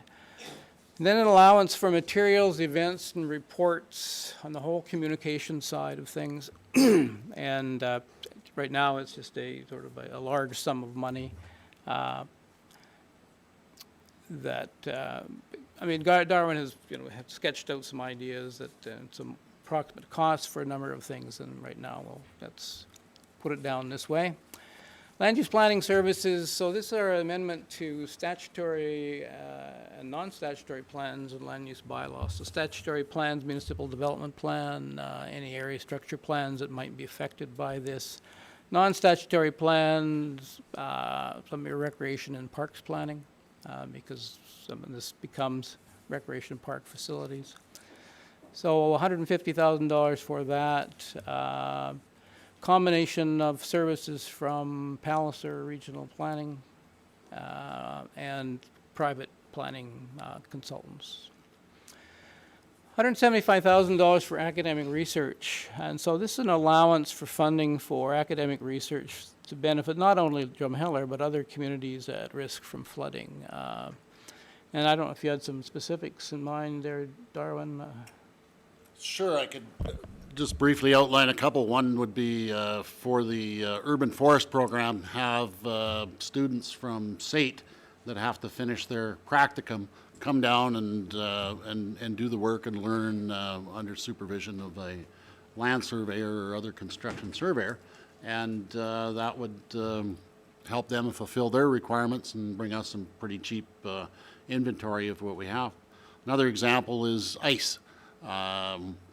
The University of Saskatchewan is probably the best renowned ice research group, and as such we need, in addition to what the province has done, we need to put a check mark beside that ice has been looked at properly and well thought through in Drumheller, because the province hasn't done any of that on the program that they have. Other examples are the NATE disaster management program, Olds College arborist program to help us with the tree farm, these kind of things, wherever we can leverage that might leave a legacy over a number of years for these institutions to be involved with Drumheller. It may bode well to sustain the program for a long time. So there'll be a more detailed list in that coming out, and we'll hopefully make those part of some of our announcements. And then finally, events and conferences. And so these are for major public events, sod turnings, milestones, end of program, public events. Regular approval sessions, because there is a number of, well, there's two primary departments that are going to be impacted by this, Alberta Transportation, Alberta Environment, and part of Alberta Environment's Public Lands Branch. All of those offices, all of those groups are out of Red Deer. And so what we want to try to do is get, certainly at the outset of the program, is meet with those people in Red Deer, inform them what the program is all about, identify what they need and what we need, and try to keep that part of it going, because we don't want red tape or regulatory requirements to hold us up. If we can try to make sure that we can stay ahead of that. And so those sessions we would have to hold in Red Deer and you know, from all the departments that we can see would be involved. The last one is Symposia, the Flood Forum that we're currently planning in April of this year, inviting representatives of municipalities from Western Canada? Throughout Canada. Throughout other Canada? flood-affected communities. Yeah. To come to Drumheller, and we'll share what we're doing. They'll share what they're doing, and so a 2-day event. Yeah. And this also, you know, it's our hope through the communication and engagement that when you attend AUMA, RNA, FCM, other CAMA, things like that, that maybe we can have some presentations customized for you to share the story of what's happening here in Drumheller. So in terms of the general program, all of those things total up to about $2.3 million over the 6 years of the program.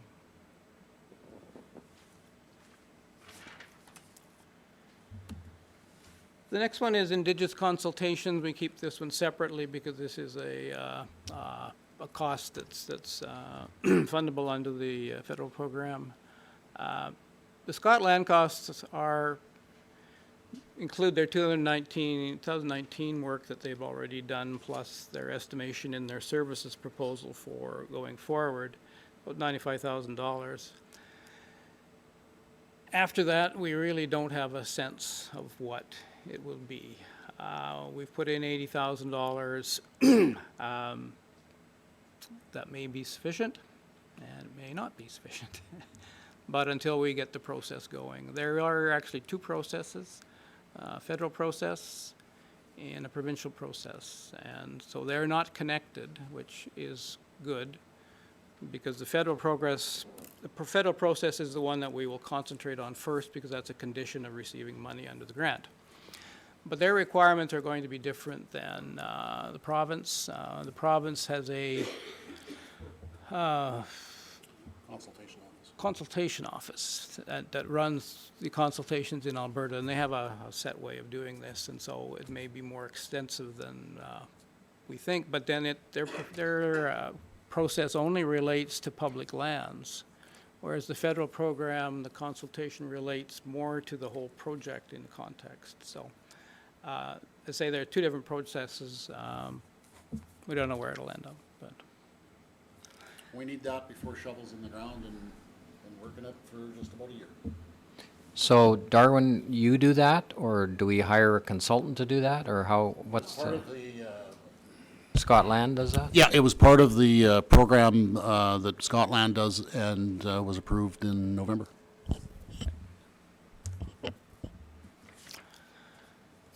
so land acquisition, this one is separate as well because it is a separate set of funding. There's no proposals at this point to use any of the federal monies for land acquisition, although some lands are eligible under that program.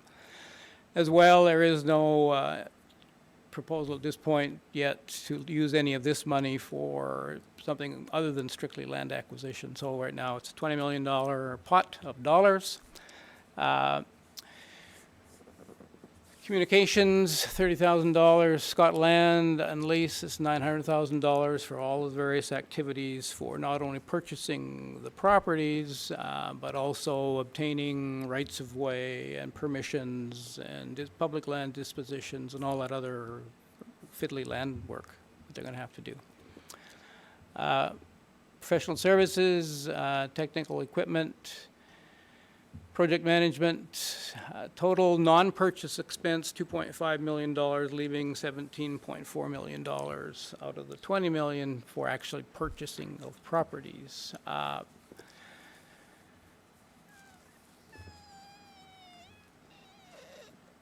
Is this going to be enough? Time will tell. I guess that we haven't decided on the properties yet to purchase, and we don't know their market value yet and what the cost will be.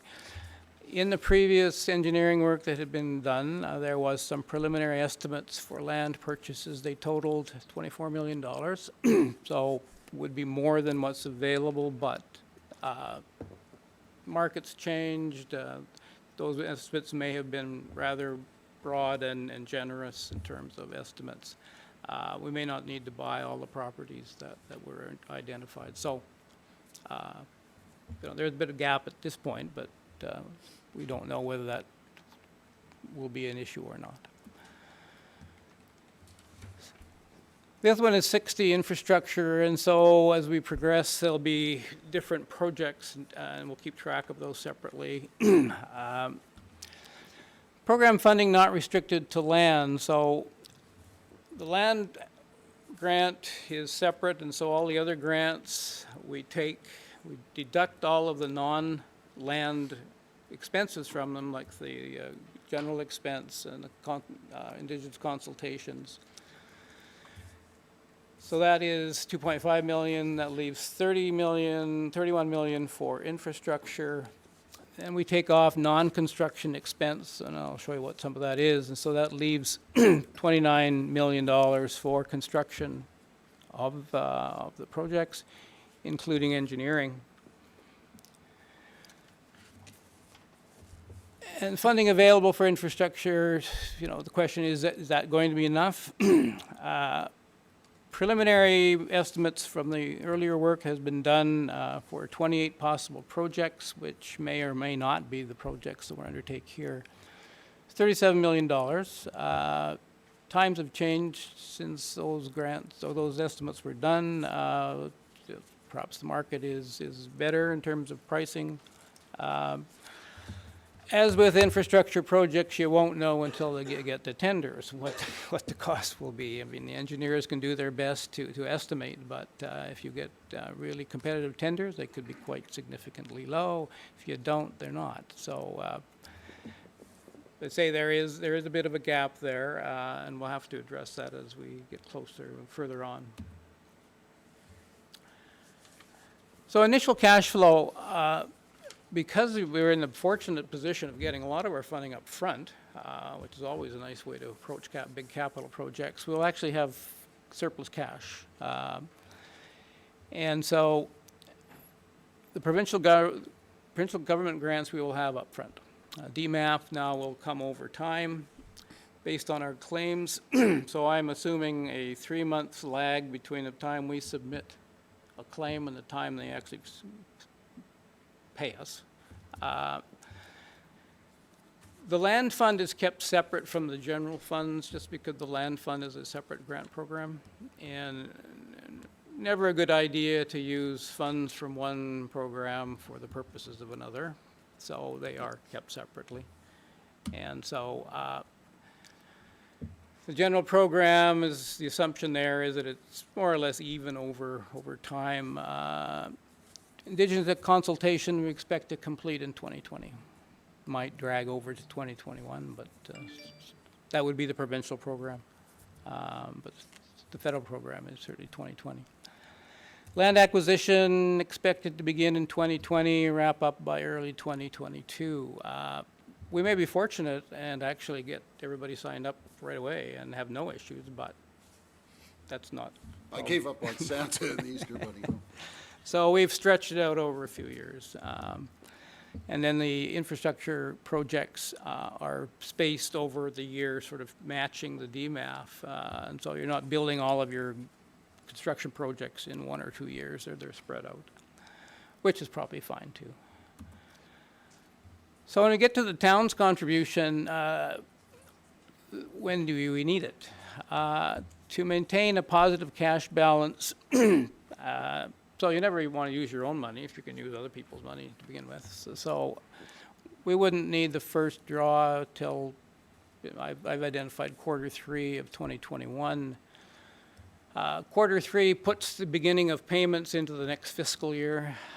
So typically you like to borrow Q3 or Q4. Next one would be a year later, 2.5 million, and the last one is Q2 because you actually need a little earlier. Of the final million. So we have a positive cash balance until 2023, the third quarter, and the interim borrowing required until the final DMAF payment is paid. So if we look at a graph, the land fund is the orange line, and of course we get our $20 million right off the bat. And depending on how the pace of sales, you know, it comes down and then gradually tapers off and disappears by the end of 2024. The blue one is all the rest of the funding cash, and so we are starting off with nearly $7 million of previous provincial grants, and then we get the DMAF claims, and so the cash goes down in the construction projects, and then the claim comes in, and we get it back up again. That pattern continues until when we get to quarter 3 on 2021, the line would have been below if we wouldn't have used the town's money to bump it up. But finally, the shortfall area is in the last year, last construction year, quarter 3. You would have to interim borrow $2.5 million or so on this, and so that we'd have to address that at the time. The town may want to fund that out of your own cash reserves, or we go to the bank. In my calculation, I put it as a bank borrowing, interim bank borrowing. But you also made a comment that if we're ahead of schedule, maybe they would possibly. Yeah, I mean, if we find that you can do the capital works or the construction projects in 3 years rather than 4, you can ask them to advance it quicker. Your Worship, we've had these conversations with the funding partners, and they're amenable to the discussion right now. And I think it's important to note that these are optimistic timelines and conservative estimates as to cost.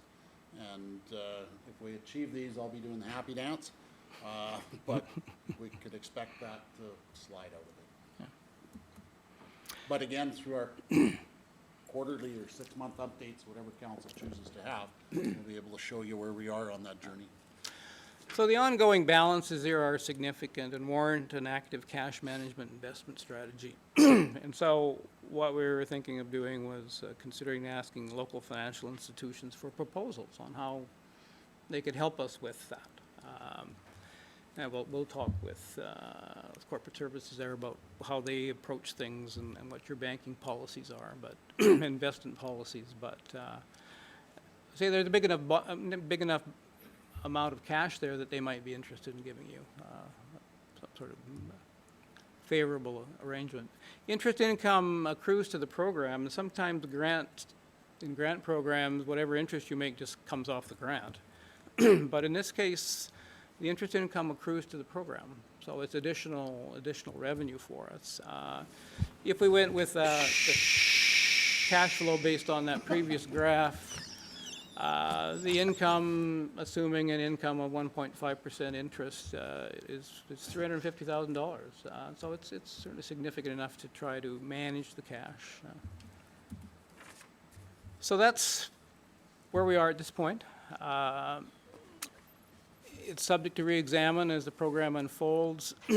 Certainly the program budget comes back for updates, but it also is renewed annually every year. It becomes part of your next year's budget. We would be to you in the fall of the year, and then annually thereafter. So I guess that we're recommending approval as proposed, knowing that it's not fully defined at this point going forward, and that there may be changes, and we'll be back to see you with changes. The other part of this would be just to confirm the applicability of earlier funding appropriations for the flood mitigation projects that were funded under the Alberta Community Resiliency Programs, and just confirmation that those funds are available to roll over into the DRFM program. And I'm not sure we need that resolution, but if you wanted something formal on the books, that would be a resolution to do.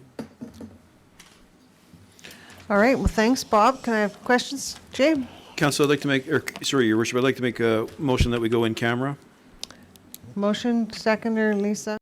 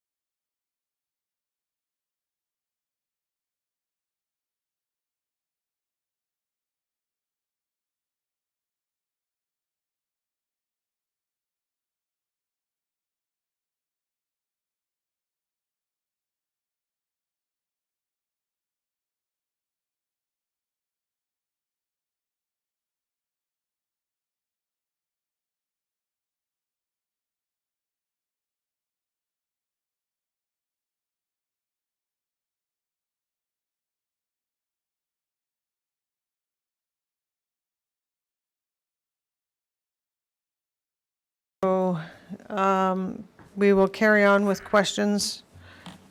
So, who had questions? Jay? Thank you, Your Worship. I know that there are others. I don't need to go first all the time. Somebody But else I'm ready. raised their hand, so somebody Okay. else want to raise their hand and go first? Should we not make a motion and then discuss? You're right. Yes, Tom, actually you're right. absolutely right. So I need a motion on the floor. Go ahead, Tom. Yeah, I move that the council of the town of Drumheller approve the Drumheller Resiliency and Flood Mitigation Program budget, such budget to become incorporated in the town's 2020 capital budget. Also confirm the applicability of earlier funding appropriations for flood mitigation projects funded on the Alberta Community Resiliency Program agreements to the DRFM program. I get a seconder? Fred, comments? Jay? Thank you, Your Worship. Darwin and Bob, could you please, on page 157 of the agenda, speak in detail about what would be included under the reimbursable expenses under project and program management, please? So I'm speaking specifically to the accommodation allowance, the travel allowance, and the expense and disbursement allowance.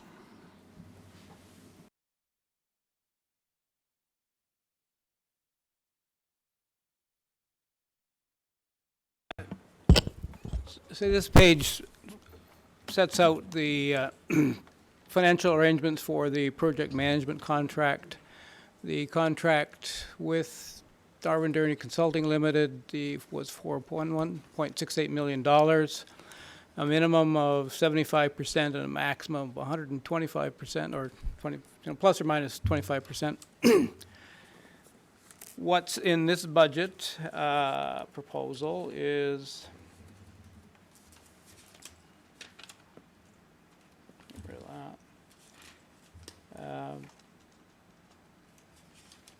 I don't know why I try to do something with a little mouse, but anyways. Is the $1.68 million plus 10% contingency for a total of $1.8 million under the contract. There is also reimbursable expenses for travel and accommodation and other expenditures and disbursements. And so those are our estimates. The accommodation allowance is an understanding that was worked out at so much per month, was it? Yep, $1,200 per month, which would be paid to well, it'd be paid for hotel rooms if in fact your project manager had to stay in hotel rooms. So this is a compensation for that. Travel is the travel is going to be incurred by not only Darwin Durney but other members of the team in terms of coming to meetings here, going to meetings in Edmonton, and wherever it takes us. If we have to go down to Ottawa to make sure that our agreements come together, then so be it. So these are global allowances for the entire 6 years. As they progress, I guess that we'll be able to give you more definite breakdown and estimates on that. So, Bob, you've used the words in the contract, there was provision for, and there's been an understanding of. My argument would, I'm curious, and Darwin, you'd be probably better able to speak to it. The details of those allowances, they are specifically referenced in your contract? Yes, all disbursements and reimbursable expenses are in addition there too. Okay, And but reviewed with Bill the and I and came up with the understandings to move forward. okay, so what concerns me is the word understanding, because this is new information to me. And again, I think it's important to preface this, much like I prefaced my remarks in camera, that you'll have to bear with us for a little sticker shock as we deal with scales that are beyond the norm for what we we're used to, given that we were just haggling over 1,000 here and 2,000 there in the town of Drumheller budget, and yet we have allocations, certainly which reflects 6 years worth of spending, but nonetheless, items which are, I believe it's factually accurate to say this is the first time I'm seeing those in number form, and they're shocking. I know you can't argue about the shocking part, but has council seen those 3 line items as a budget number before tonight? I think, Councillor, they were, and don't quote me on this, but I think they were part of the approval for the contract when council approved the contract for DDCC back in the fall time. That's where I'm confused, because I know that we passed a contract for 1.68, but that's what I'm curious about. If you're telling me that I passed a contract worth 2.4, then shame on me for not understanding that these 3 items were in there. But if I passed a contract for 1.6 and these were ancillary to that, but expected to be passed as well without any discussion about what they were about, then that's not shame on me. So can anybody speak to the budget motion the motion that was passed for this contract back in November and the actual figure that was passed? And if it was 1.6, then I would argue that this is the first time I'm seeing these in number form. Your Worship, I would agree that I'm not aware of council seeing this in number form in any other circumstance, but it certainly has been included in the overall budget as standard practice in industry. As far as the project program management expenses and disbursements, that's everybody that fits into that program management umbrella. So whether that's Daryl, whether it's Your Worship, sundry expenses as it relates to the program go in there. They're not guaranteed to Darwin Durney Consulting Corporation by any means. I get it. And there are expenses that are reimbursed as we go. I get it, Darwin. That's an important point to make. And of course, when you divide them all by 6, then the numbers don't seem so, 5 actually, because that's the duration of the contract we approved was 5 years, right? Yeah. Any more detail you'd like to add to those points? So it's industry standard. Anything else you'd like to add to those items before we move along? Well, I guess I'm looking at the proposal which you had adopted or accepted. And motor vehicle allowance, so much a month plus 54 cents a kilometer, not exceeding 1,400 kilometers per month. Reimbursement for all out-of-pocket expenses incurred by the contractor in performance of services under the agreement. Payment of accommodation meals at the rate specified in 2019 Government of Alberta guidelines. Reimbursement for all equipment rented or leased by the contractor that the contractor would not have been reasonably expected to supply. To perform the services together with a 15% markup. The work would have fit within an overall umbrella of professional services at a range of 15 to 18% of the total project costs. So And that's I'm not sure industry what that standard. means, but anyways, so there. Thank you. I mean, that's this first time that I put it down in, I mean, that was the whole point of the budget was trying to put numbers to some of these ideas. And Right. so, yeah. Thanks, guys. Tom? Yeah, just looking on DRFM page 10 and our page package 161, major public events. So there's $50,000 budgeted for major public events in 2020. I'm just wondering what that might entail, and or if it might be kind of an open house kind of an idea, kicking off this whole thing to give anybody that might be interested come to an open house and see what the heck's going on with flood mitigation? Certainly, it's not well defined other than the category that it's in, but we have had feedback and input and perhaps even instruction from council that we would like as many sod turning and celebratory events as possible to be incorporated into the program. So those events on their own for the shovel aren't too much, but the photographers and the collateral that goes with it, and sometimes the food, they get pretty expensive. So whether that is a public open house, whether it's a sod turning ceremony, those are the events envisioned in that amount. Lisa? So in regards to the financial auditor, has there been any discussions to see if you can piggyback with the Town of Drumheller's auditor?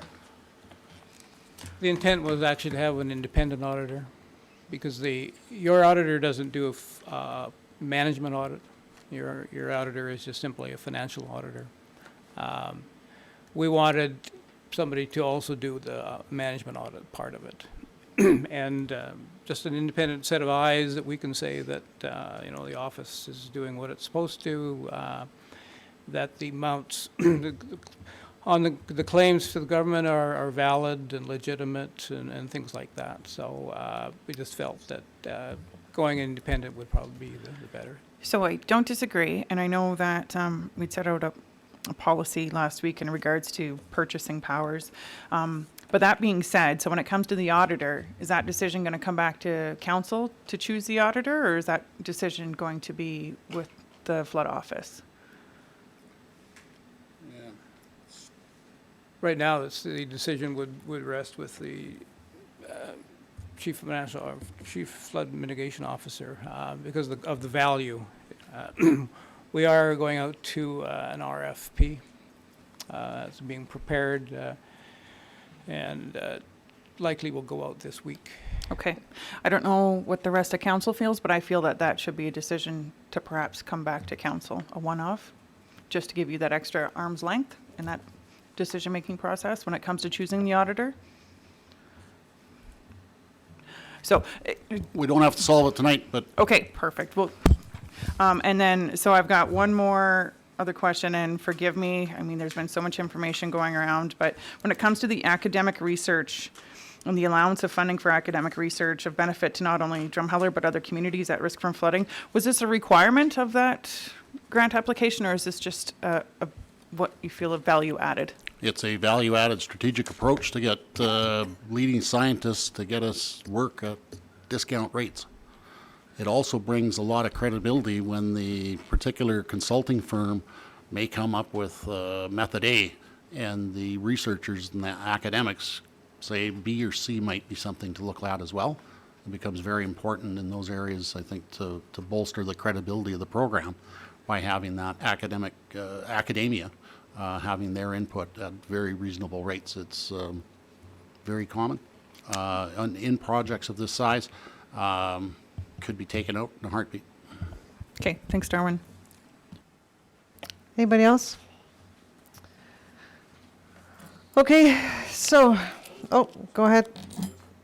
No, you guys been asking all my questions as I go. You got one more, Jay?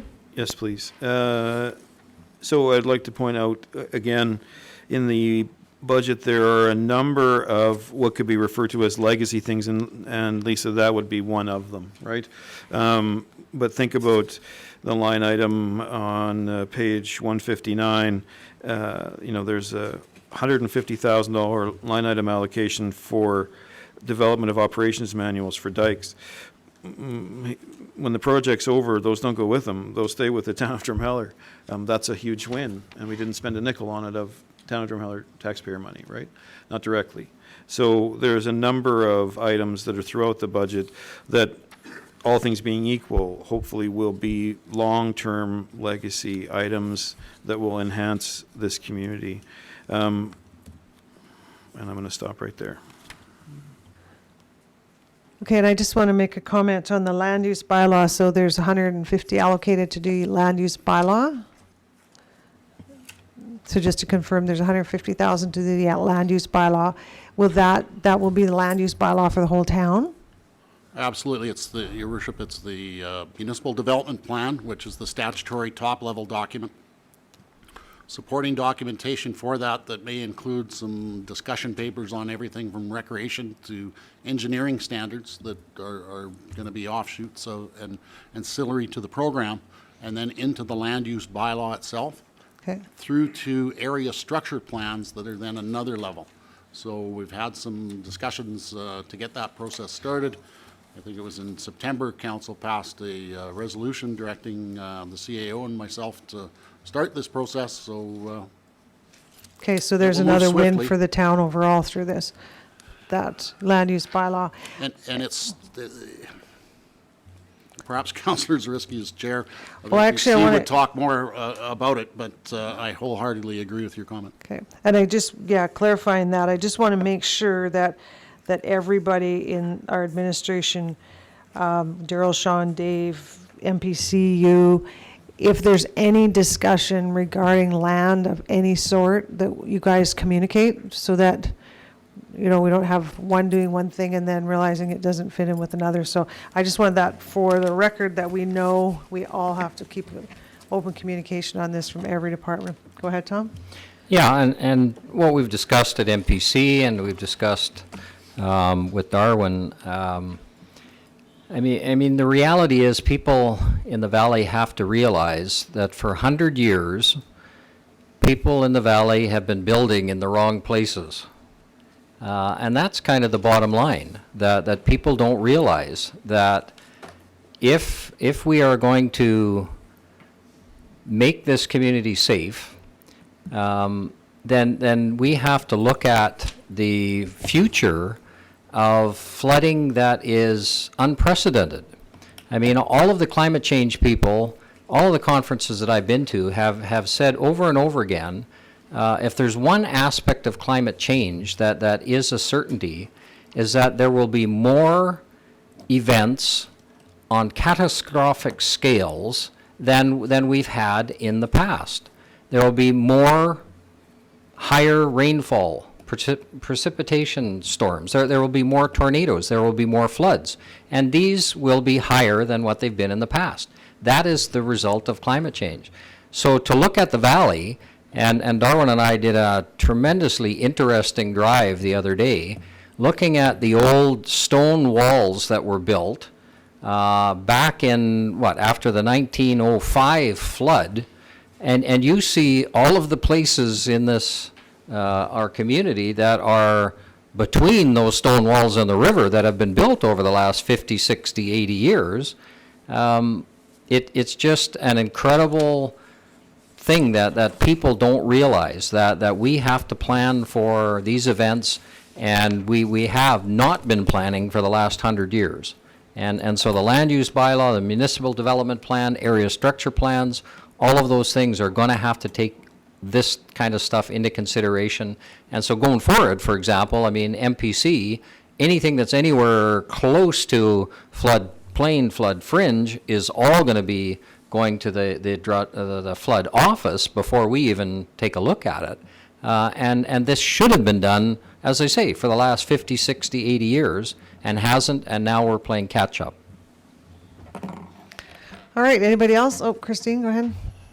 Mine's just a quick question, actually. So regarding that 150,000 that I know you'd mentioned Palliser in there as well. I know that the requisitions didn't change from 2019 for Palliser. So just curious if the requisition covers any of the work they're going to be doing with you, or if that 150 is going to go to above and beyond work with Palliser.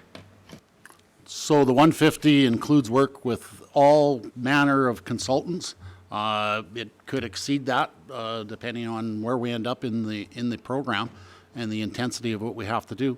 We would, in this case, consider Palliser as a contractor, and it would be above and beyond their normal requisition. We've had good dialogue with it, and along with our whole leverage, integrate, and legacy, the more we can use Palliser to do these things, the more corporate memory is built, and the more stability to Palliser to keep attracting good staff and moving forward. So. Jay? Thank you, Your Worship. So to council, the 2020 expenditures for the DRMF program are in excess of $19 million. And we're holding several meetings to discuss and review the entire operating budget for the town of Drumheller that's coming in at $15 million. I'm going to move that we table this budget vote until the next regular council meeting, which I believe is February 3rd, to allow us just some additional time to become much more intimately aware of the document and ask any additional questions. So I'm moving that we table the vote on this until February 3rd. Will you take a friendly amendment, Tom? No. As a point of order, Your Worship, that's not how this works. A motion to table must be voted on separately. Okay. So it's with no debate. It's just seconder a vote, either it is or it isn't sustained. Okay, so can I have a seconder? Christine? Can I have a vote, all in favor of tabling it? Opposed? It's tied, So the motion's defeated. defeated.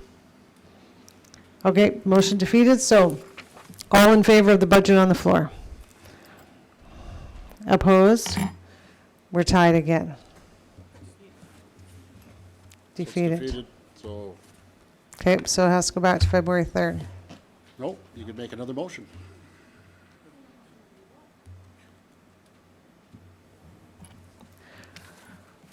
Before we do that, is it possible, Your Worship, for the DRMF officer to tell us whether or not there's any financial cost to delaying the vote by 1 week? I think we can say that there is with the. Well, we have Hamilton some and contracts that we're going to move ahead with. We'll have to delay those. I'm not sure I can put a dollar figure on it. at this point. Colleague Bob was just suggesting there's several contracts that we're poised to award. I don't know what penalty the vendors would want for that delay. I think to perhaps assuage some of the concern or fear or getting familiar, in our documentation, we have advised that we'll be coming back with a much more detailed budget May 20th to move ahead. We've scheduled some of these cash flow to give council the comfort that we're not spending all the money tomorrow. So, you know, perhaps a motion similar to what's in the RFD, that the 2019 portion only or pardon me, the 2020 amount is considered to move, or 40% of it, or whatever.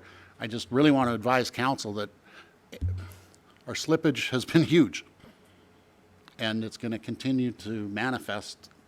I'll end that there. Okay, so to summarize, if we want, we can do two things. We can make a motion to approve the 2020 on the condition that they're here May 20th with an updated financial report. And if somebody wants to make that motion. If I So can, basically the, sir, if I can interject just 1 second. So there's already 6.4 million approved capital spending. So my opinion is that, like, if you're waiting a week, unless you're approving more than that in a week of contracts, you have enough capital or you have enough money to operate for 1 more week based on the approved capital budget. Yeah, I guess the spirit of it is certainly that's there for the capital projects. We've gone to length to inform council the categories that it is. So everything from the flood forum to Indigenous consultation. I don't want to be seen as playing games of going under the old umbrella and just say, well, there's 6.4 there. I'd rather we be in a situation where there's authority granted to start the project.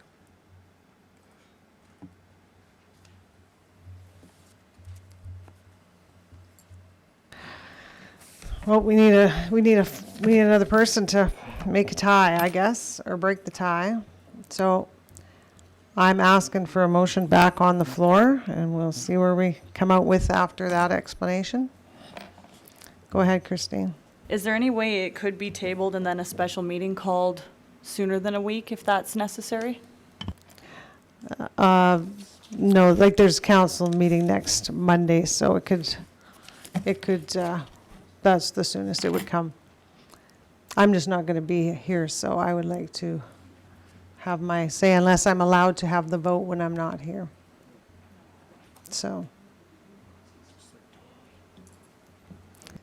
And we'll have Tony away as well. Yeah, I don't think we have proxies in the bylaw for council procedure. No, you, Yeah, no,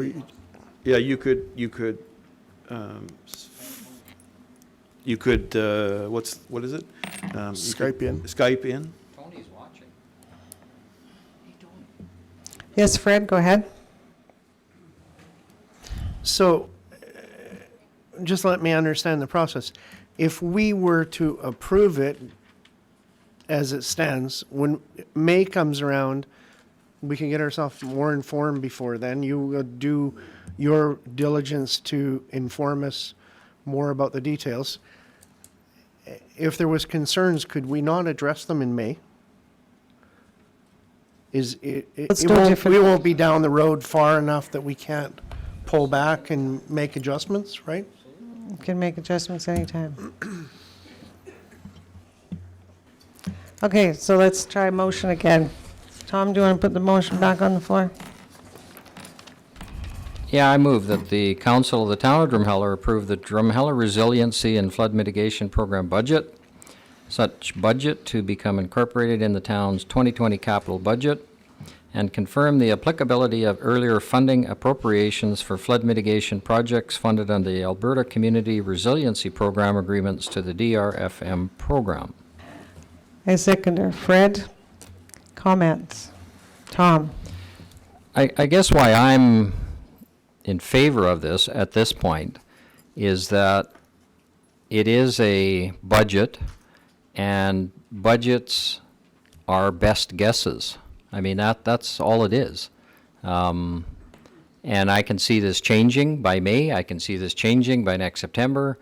And that's the nature of budgets. So to me, there's a lot of things in here that are a little vague, that are a little approximate, even though Bob does a great job. But I'm comfortable with this as it is right now, for now. And then come May, I'm hoping a little bit more detail, a little bit more, this will go up, this will go down, this will be added, this will be subtracted. So that's why I'm okay with this right now. It's far from perfect, and a year from now, we could look back on this and go, well, boy, that wasn't quite right, and this one. But that's, again, to me, the nature of budgets, that they're the best guesstimate, and you kind of go from there. Anybody else? Fred? I would totally agree with you, Tom. I'd like to say that there's precedence for a project in this scale as us, but I think we've been made aware that we're kind of forging new territory for a town that's 40 kilometers long. So I think May allows us a time to go and look at these numbers and get some explanations, whether they go up or they go down in May. I think that we've laid the ground for what the expectations are from council, and I would hope that when you come back in May, there's more details there that leave us less questions to ask, and in turn, the people in the community. Lisa? So I feel really comfortable with the suggestion that Darwin had made with approving the 2020 budget with the condition that it comes back in May. Just saying. So the motion that you just made was for the full 5 years or 6 years, correct? Okay. Anybody else?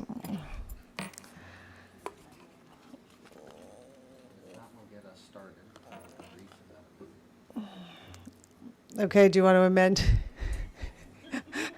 Make a friendly amendment? Yes. Or move towards a friendly amendment? Tom? I would agree to that. All right. So let's So could we then, what date in May, oh yeah, it's just a minute before we vote. What date in May are you looking at? 18th or the 25th? It'll be the long weekend. Okay, so the 19th or 25th? Do you want the 25th? Sure. Okay, so let's go the 25th with this coming back to us. And let's just, if you can, Bob, can you get that information out to us maybe on the 20th or something? So that everybody has time to dissect it before we get it, if that's okay? Okay, so you'll send info by May 20th. Okay, so, Yeah, May 25th. So, Your Worship, I just want to reiterate when we introduced this, and I think it's in the RFD, we're trying to present this as a program, and the budget has to hinge in with the capital plan and that cadence and the cycles there. So that will work with. yeah, and I think we pass this one here and then everybody has enough time to review it. Okay, so all in favor of the friendly amendment? Opposed? Passed. I'd like the vote recorded in the minutes, please. Okay. All right, so now we just did vote on the motion. Okay, now let's vote on the motion, sorry. Tom, okay, now we're voting on we voted on the amendment, now we're voting on the motion. So all in favor Of the amended motion. of the amended motion? Can we just have that motion read back? Yep. Go ahead, Tom. Approve the Drumheller Resiliency and Flood Mitigation Program budget for 2020, such budget to become incorporated in the town's 2020 capital budget, and confirm the applicability of earlier funding appropriations for flood mitigation projects funded under the Alberta Community Resiliency Program amendments to the DRFM program. With the addition of it brought back for May 25th review. Okay. All good? Now, seconder. Lisa, all in favor? Opposed? Carried. I'd like the vote recorded in the minutes, please. Okay, we got to take a 20-minute lunch break.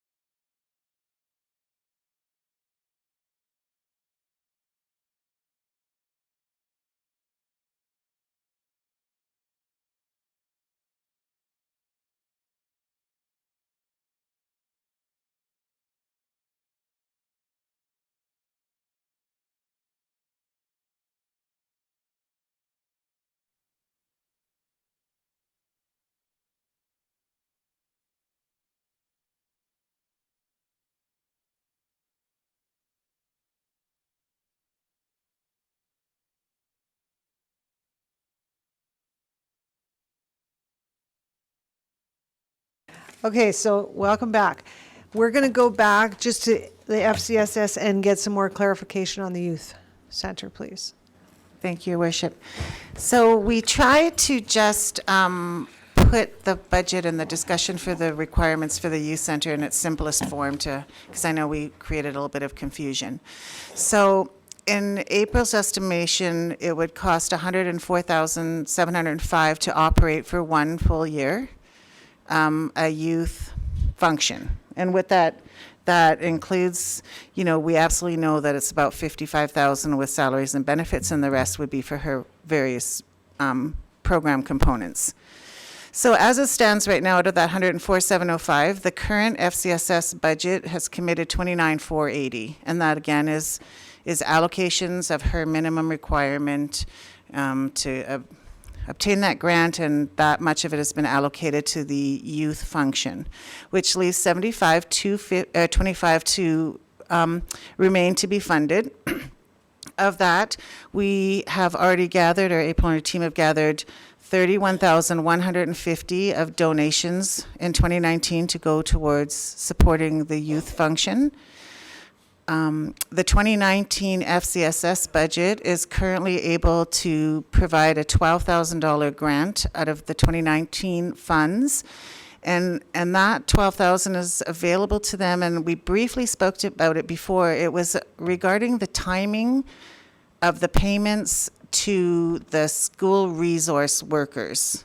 So timing is caught up. We are operating on a January to December budget, and the school operates on a September to June budget with their expenditures and whatnot. So there was a timing difference which resulted in 1 quarter or half a year of the school year, which enabled and freed up $12,000 in this year only, and FCSS is going to grant those funds then towards a youth project, and to again ensure that the 2019 FCSS budget is fully committed.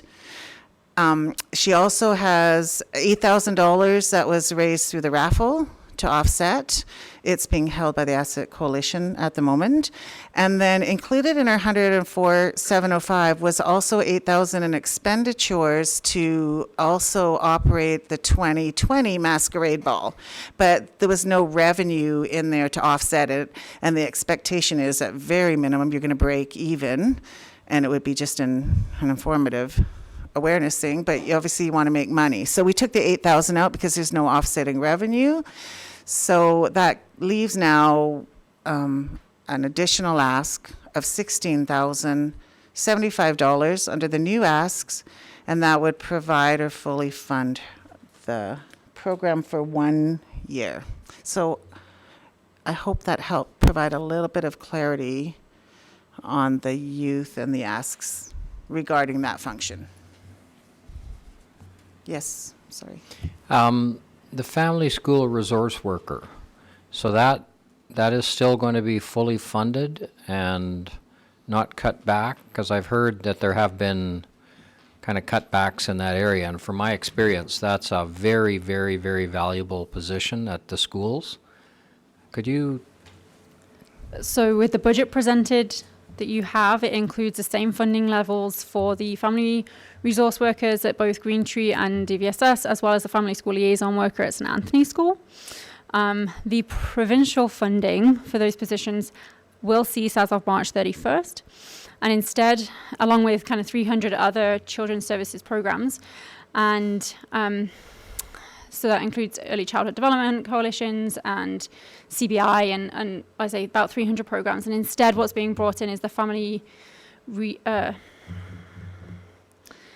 there's another program that's being brought in instead. It's like a family resource center network, thank you, that's being brought in. And so the province has been regionalized. There'll be a hub in each of the regions with spoke services. So agencies that were previously funded under children's services, such as the school divisions, have been able to make application to that to fund whatever they felt actually fit within the criteria, which what has happened with Golden Hills, Prairie Land, and Nehill FCSS, because they actually run their family resource worker program, and Redeemer School Division is they've actually kind of gone together on some of that application process, and they are applying to get the same amount of funding that they got before and a little bit more. We just don't know whether they'll be successful in that application.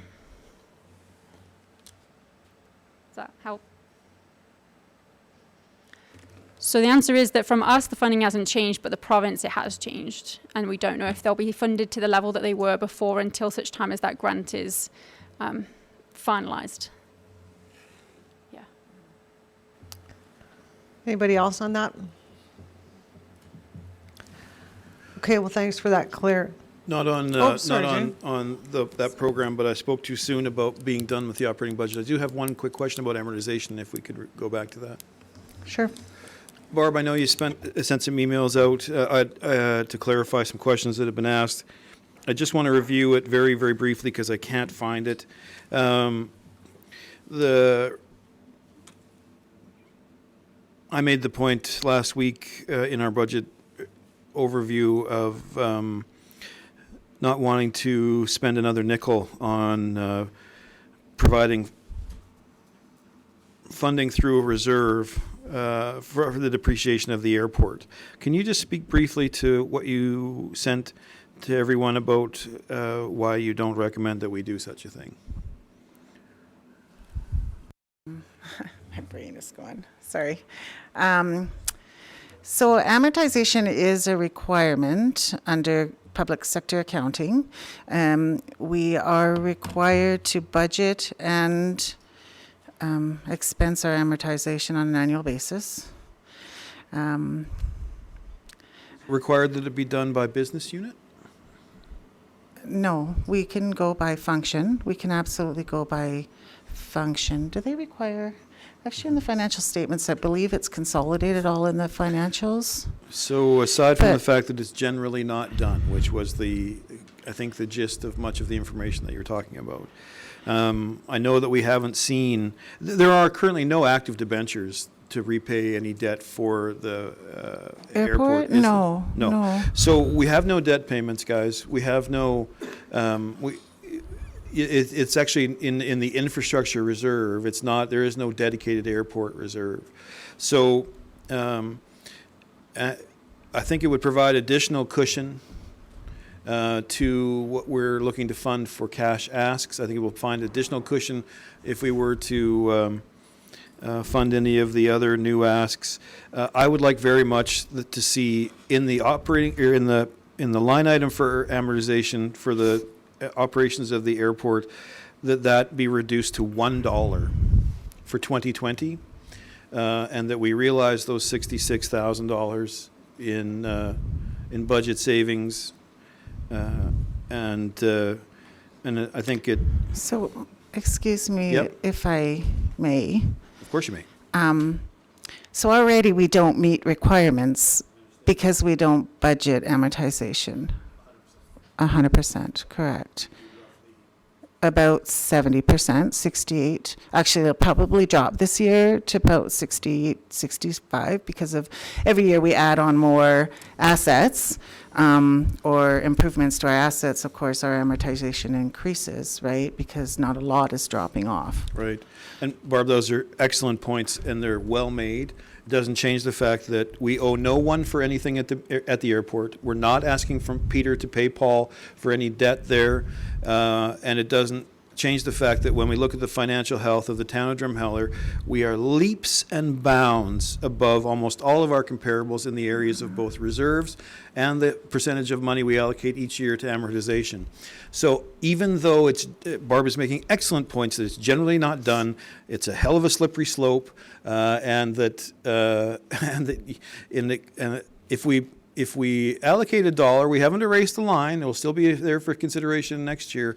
But in this year and this year alone, I would like it if we weren't sending money to a reserve on an asset we are very much trying to divest ourselves of. Sorry, I just maybe need to put a little bit more clarity. So we're not actually putting that to a reserve, right? So in theory, I want to switch the train brain thinking slightly in that amortization actually in a business world would kind of represent cost of goods sold. You couldn't have an airport unless you had a runway, correct? So it's kind of like trying to sell a suit, right? You have to have the suit before you can conduct the business. So building the building and creating the runway essentially was like buying inventory to sort of fund the operation or provide the service. So now we've bought that inventory, but that inventory is going to be sold over 50 years, for example. So you have to allocate a little piece of that 50 of that cost, or if it's a building, we amortize over 50 years. So then a percentage of the use in that 1 year of that building to provide that service is a cost of goods sold, essentially. So we're really just recognizing the cost. We're not actually putting money away. If But we're true or fortunate enough false, that when you we're look- able to. When you look at the accumulated surplus, though, Barb, you're allocating those dollars to reserves on the capital financing strategy. Where do you Right. get the numbers if not from the amortization figures? I said, because we're fortunate enough to we have been able to fully fund our amortization because we've been making enough every year to fund it, right? But Right. if we didn't, if we've just been blessed that we've had good operating results, and typically our operating results, we always operate at a loss, and it's not until the capital revenue is brought in that we actually show up surplus, that gets moved over then into amortization reserve accounts, to the reserve accounts. So if it wasn't for the capital revenue that we recognize every year, we would actually operate in a operating loss each year. And that's because, A, we're not budgeting 100% of our amortization expense. And it's not an expense we can choose to ignore. We are required by, accounting principles and rules we have to expense. We're supposed to budget. If we don't fully budget, then there's notes that say you don't fully budget, but we can't choose to not amortize this year. We have to amortize. And so, does that help at all? So on a pure operating basis, if we went with this budget, we would be far more than 199,000 loss because I said we're only budgeting 70% or 68% of our amortization. So if we take that out even more, then we're even going to be at more of a loss. Does that help you? Yes and no. I mean, I'll gladly. More of a loss in our- We're not voting on it tonight, so I'll gladly ruminate on it and ask you for some additional clarification because certainly it's been my understanding that, well, maybe perhaps not a direct correlation, that the volume of the accumulated surplus each and every year is a reflection of monies moved from column A to column B to reflect amortization into a sinking fund to replace said asset, and that's why the money goes into the reserve. So I guess I need some more information about the correlation if it's not one-to-one. And I guess what I'm not making myself really clear on is I totally get that the right way to do things is exactly what you're saying. And I don't care if we decide to reduce our amortization to 57% and it winds up looking a lot like $66,000 we didn't do.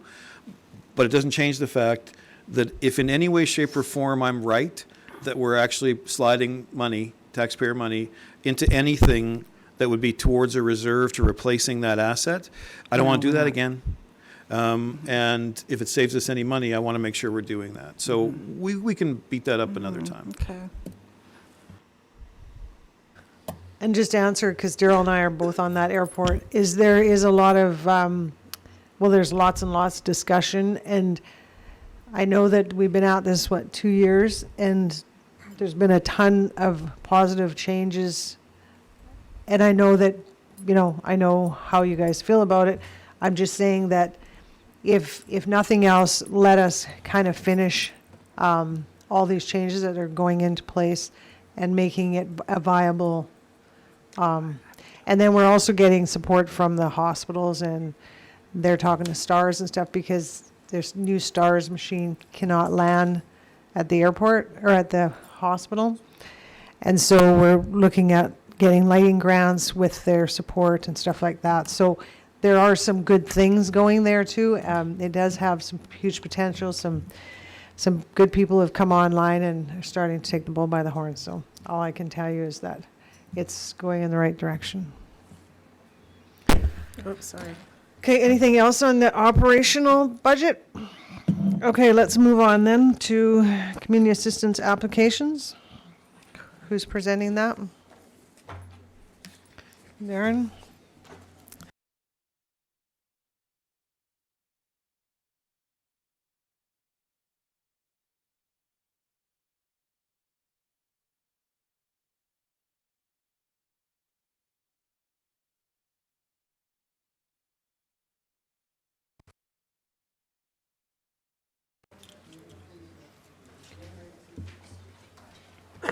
We're on page 119 of the budget package.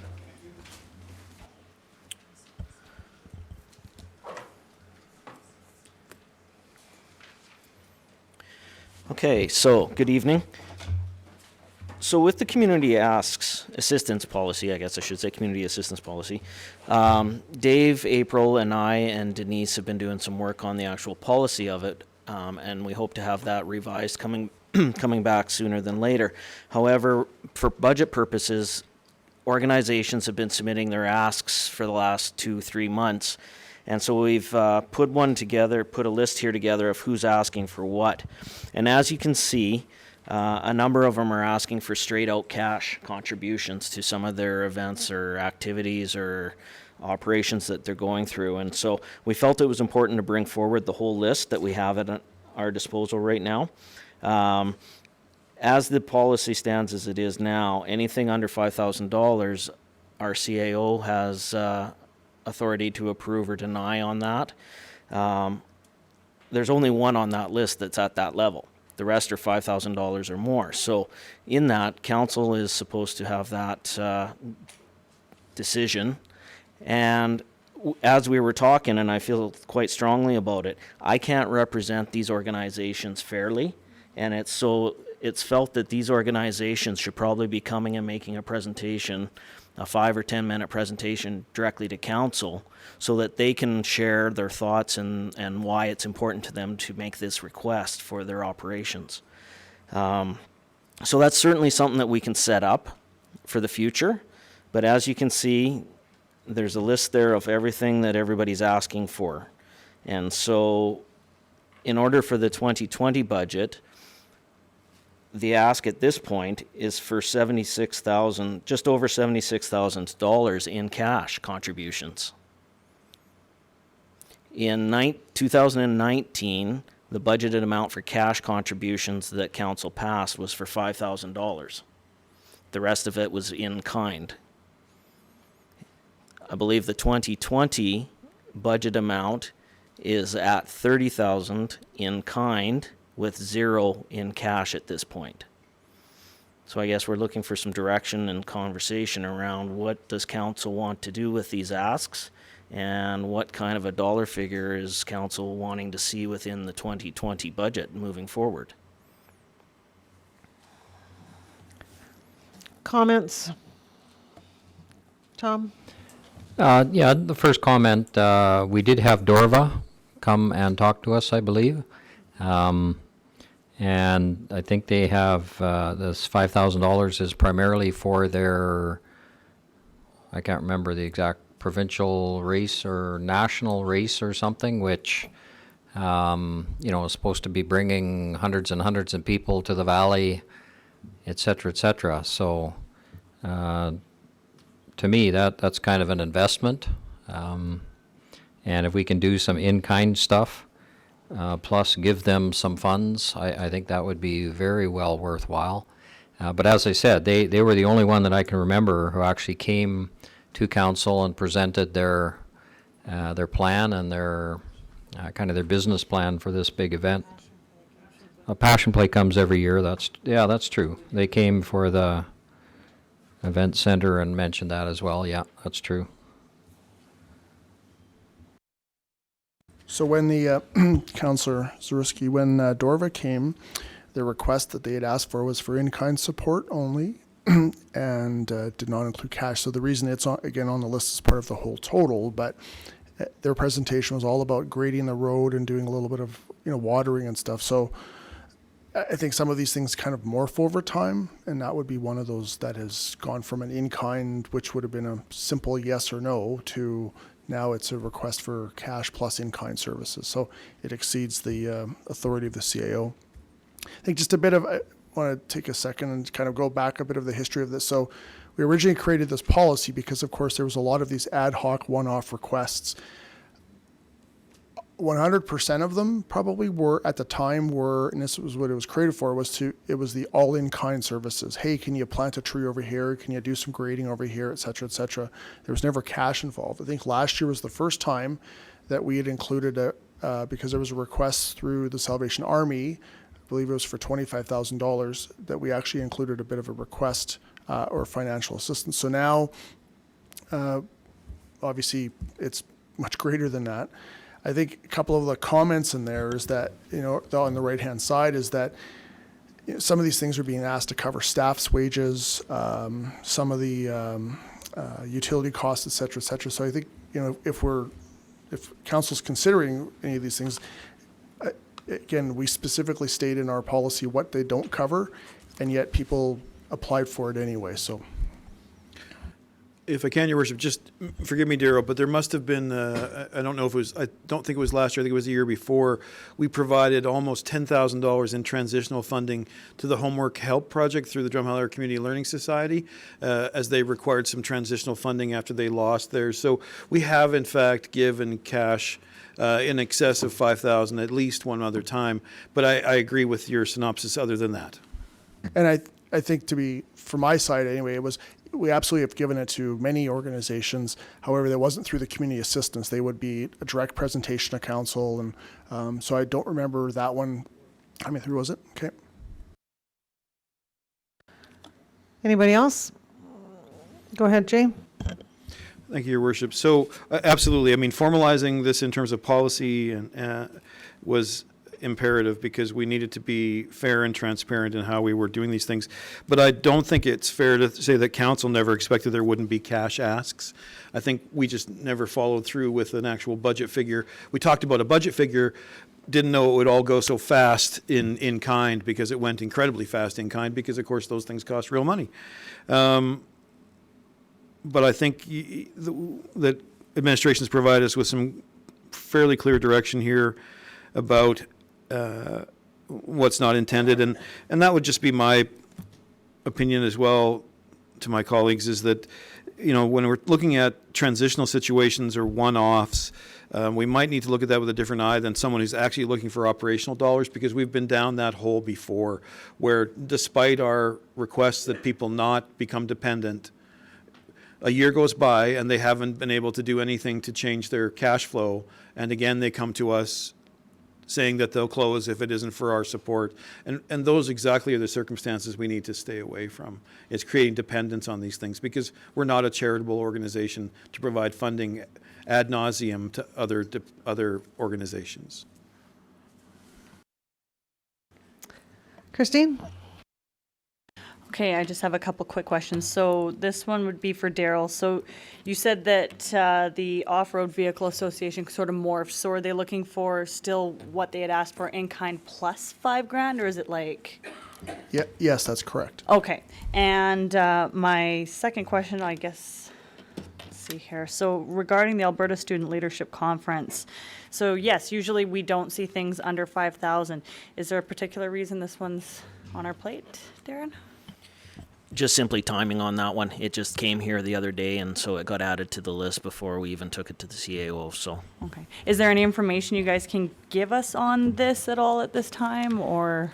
Not off the top of my head. I remember reviewing quickly the ask. It's for a student leadership at DVSS, I believe, as there's a number of I would say 100 students coming into this function and that. So they're just looking for some general community support to host and really showcase opportunities and that through the program. Okay, my recollection is that we have donated to this in the past. Okay. Well, I think where I think it was about this amount. Okay. Well, where I was confused is I think that is this the one that's being partnered with Strathmore? Like, is it? Okay, so it's predominantly held in Strathmore, but there is an event, like there is a time when we'll bring the kids into our community kind of a thing. This is in Drumheller Oh, okay, itself. This perfect. ask, yeah. That's just awesome. Lisa? So I just want clarification on the East Cooley Community Association repair roof on Hall. I thought I was under the impression that that was an in-kind request or an in-and-out request? No, what they're looking for are two separate things. I think Councillor Zarisky last week had talked about the opportunity for us to purchase materials for them in order for them to save GST. This is an actual cash request of $25,000 for them to actually buy materials and labor to do their work. With no recouping it back to the... Correct. Okay. Yeah, this is in addition to the GST rebate. Gotcha. Okay, and then with the Canadian Badlands Artists Association, the comments there where it's more suited for the storefront grant, have they been directed in that vein or? Not as of yet. Okay. We will be, though. Because I completely agree with that comment, that, exactly. And then, so the third and fourth down on there, not intended to cover utility costs or cover wages. Absolutely agree. That's not the spirit of this. And then when it comes to the Alberta Student Leadership Conference, I've got a couple of girls in high school that they'd be so proud if this community would get behind them and step up to the plate on that. So I fully support that. I think it's a great endeavor for, yeah, well, I ain't making no money off of that one, Tom. So, and then in regards to Dorva, I absolutely would support some in-kind. I don't know if I'd up to the level of 5,000, but I think it's a great event and one of its first, I believe, in Western Canada. So we should be giving ourselves a pat on the back, and same with that organization that we were able to bring that caliber of an event to our community is phenomenal. So, yeah. Fred? Thank you. Darren, can you tell me when you're making these comments or recommendations, are you looking at the budget? Their budget is one of the documents that they submit. Are you looking at that and seeing whether they have the ability to pay it themselves and they want to keep that in the bank and they want us to pick it up? How much of that goes into your decision making? I don't make the decision making on it. Some of them are very good at providing their financial information, others are not. And we've in fact had some say we're not providing that, and then it's a quick and easy denied because it is a requirement of it. So some of the organizations are a little bit more financially stable with it. Others desperately need it too. So it really bounces around. And I don't know, without reviewing the applications themselves, to know which one would fall into which category. Okay, I'm not comfortable with these until I know where they're sitting, because I think that was one of the touchstones that we created was to be able to analyze their financial statements and say, hey, you've got the money. I don't want to go to the people in my community, my taxpayers, and say, you know what, you won't donate to that, so I'm going to make you donate through the town. And I have a huge problem with that. It was an epiphany a couple years ago, and although I want to support some of these things, I think that we have to have all the information in front of us to make these decisions. So without that in front, I don't think we have a full palette to paint the picture. Would it be council's request, though, then on these larger amounts to see the full applications? I would say we would table these cash requests pending all the information required to make a good decision. So I think, Councillor, it wasn't intended to make a decision on these. It was more for, here are the asks that we received. What would you like us to do with them? Again, because they are, right now we have no budget line item for them. So if you'd like us as part of the budget approval process to say, let's include these as requests for decisions next week, then we can do that. Or if some of them are like, well, this is just a no-go, we can't do this, or this is better suited somewhere else, then at least we have that direction to say to the organization, here's what we think is the right thing to do. Okay, then I'll just say I want it tabled until we have the information to come back to you to tell you whether we want to put it on the budget or not. Christine? Do we continue, or is it? Okay, just for like you're saying, Daryl, I agree with pretty much everything Lisa said for those ones that, yes, the first one, more suitable for the storefront grant. No, I don't know. But yeah, in regard to the in-kind, sorry, in regard to the in-kind, yes, I totally agree that this is going to be something amazing for the valley, and that's a good way that we can support. I would be interested to see what kind of a dollar amount they'd be interested in, so I guess that wasn't fully in agreement. But yeah, I'd be interested to kind of see what they're saying, and the leadership sounds great to me too. So if that's a little bit more direction as well from me. Jay? All I would add is that I don't want to see 7 presentations from 7 organizations. 2 have, in fact, already done so.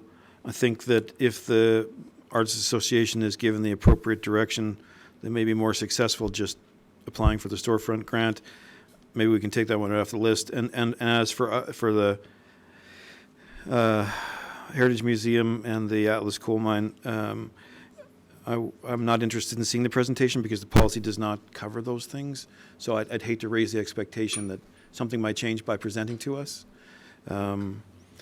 And lastly, before we do the RFD, I just need to know what the total dollar figure, even for in-kind, is that we're using a placeholder number for. Is it 35,000 from last year? 30,000 this year. 30,000? Okay, thank you. Anybody else? Okay, mine was answered for me too, so we shall. Oh, you got, no, okay, all right. Okay, I've got enough direction there. Thank you. So I think that just that 25 basically, and the 20 need to see financials. So is it okay if you could just email that out to everybody to review? Oh, I guess the 5,000 too. All right, let's move on to the fee schedule.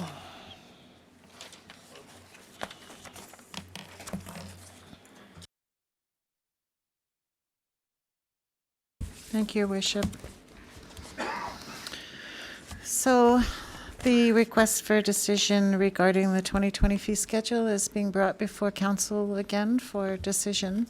Following the request to go back and review the recreation consideration that was originally set at 0% increase to rates. Recreation manager did go back and look at that, and it is proposing a 2% increase to the recreation fees. Everything else remains the same as the original request for decision was brought forward. Slight increase to bulk sewage, slight increase to tax certificates, 10% increase to hangar rentals at the airport, slight increase to cemetery niche engraving, a new category for the upper levels, 2 levels of the niche at a 5% premium. We've introduced a $50 firework permit. That's primarily for organizations such as the Badland Amphitheater that wanted to have fireworks. It requires the fire chief or a fire inspector to go and do an inspection on site and sign off the permit. So that's to cover that. And then there was, again, a slight revision in how we calculate the fees for file review when somebody would like an environmental review of the property. So we're looking for council to move to adopt the fees. Most of them will go into effect February 1st, with the exception of the arena fees that come into play, I believe it's July 1st. Okay, can I get a motion, please? Jay? I move we adopt the I move to adopt the 2020 fee schedule as presented. Seconder? Lisa? Comments? Tom? Yeah, I'm just wondering on the page 128, Town of Drumheller fee schedule for animals.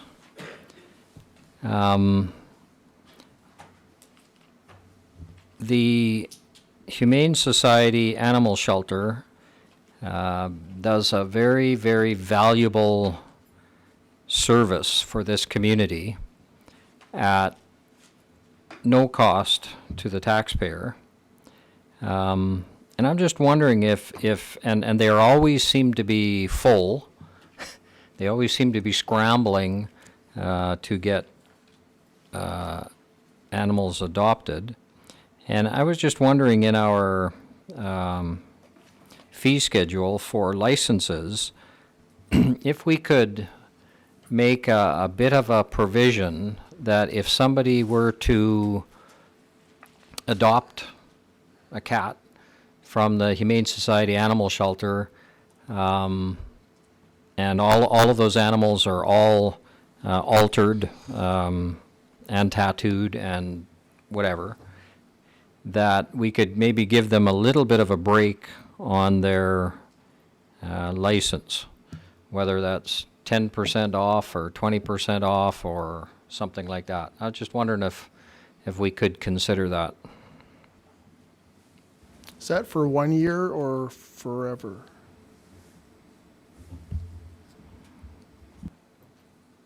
Cats live quite long. The fee schedule is reviewed annually. It could be considered as a provision each year. Sorry, what I mean is that if I adopted a cat there tomorrow and it lives for 20 years, I would get a break for 20 years on my license.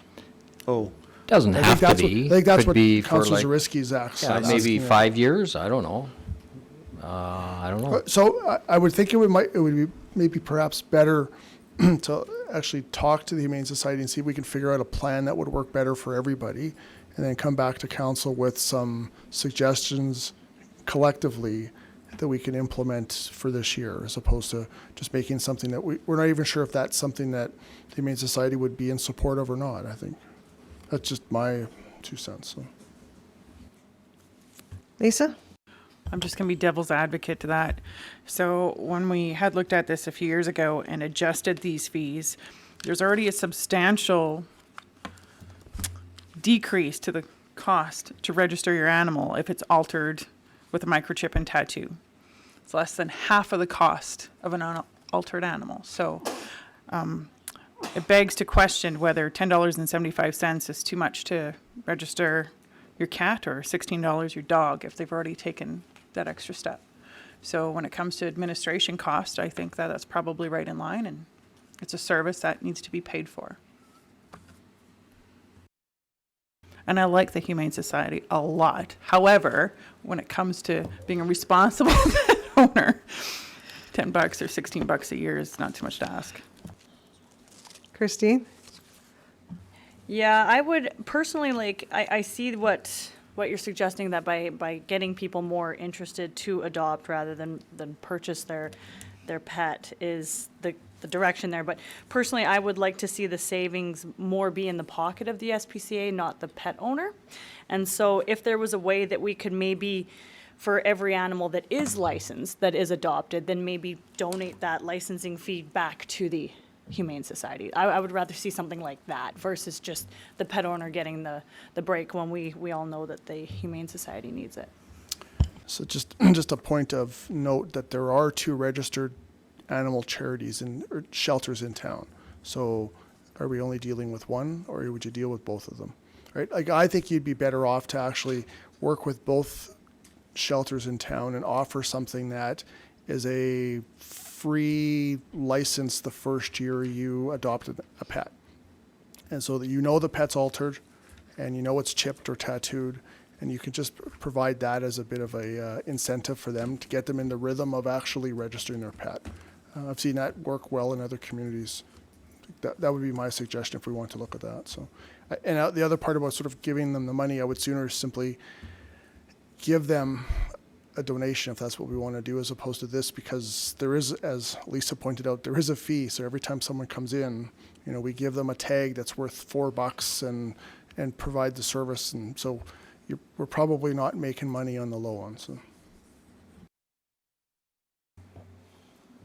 Anybody else? No, Darren? Okay, tell me something. this 2% increase, do you have an idea what it would change for like a multi-pass or a,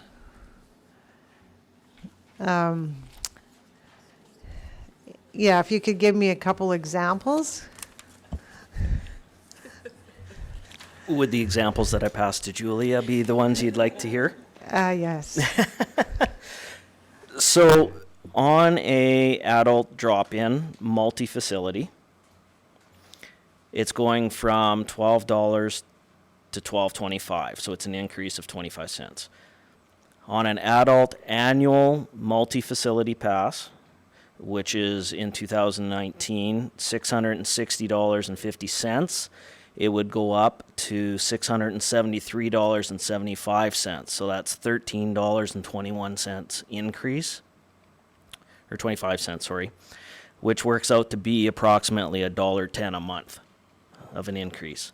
For senior and youth, drop in for a multi-pass from $9.25 to $9.50, so 25-cent increase. And on the annual for a senior or youth multi-pass, going from $437.50 to $446.25. So that's an increase of $8.75 for the year, which works out to be about 73 cents a month increase based on 12 months.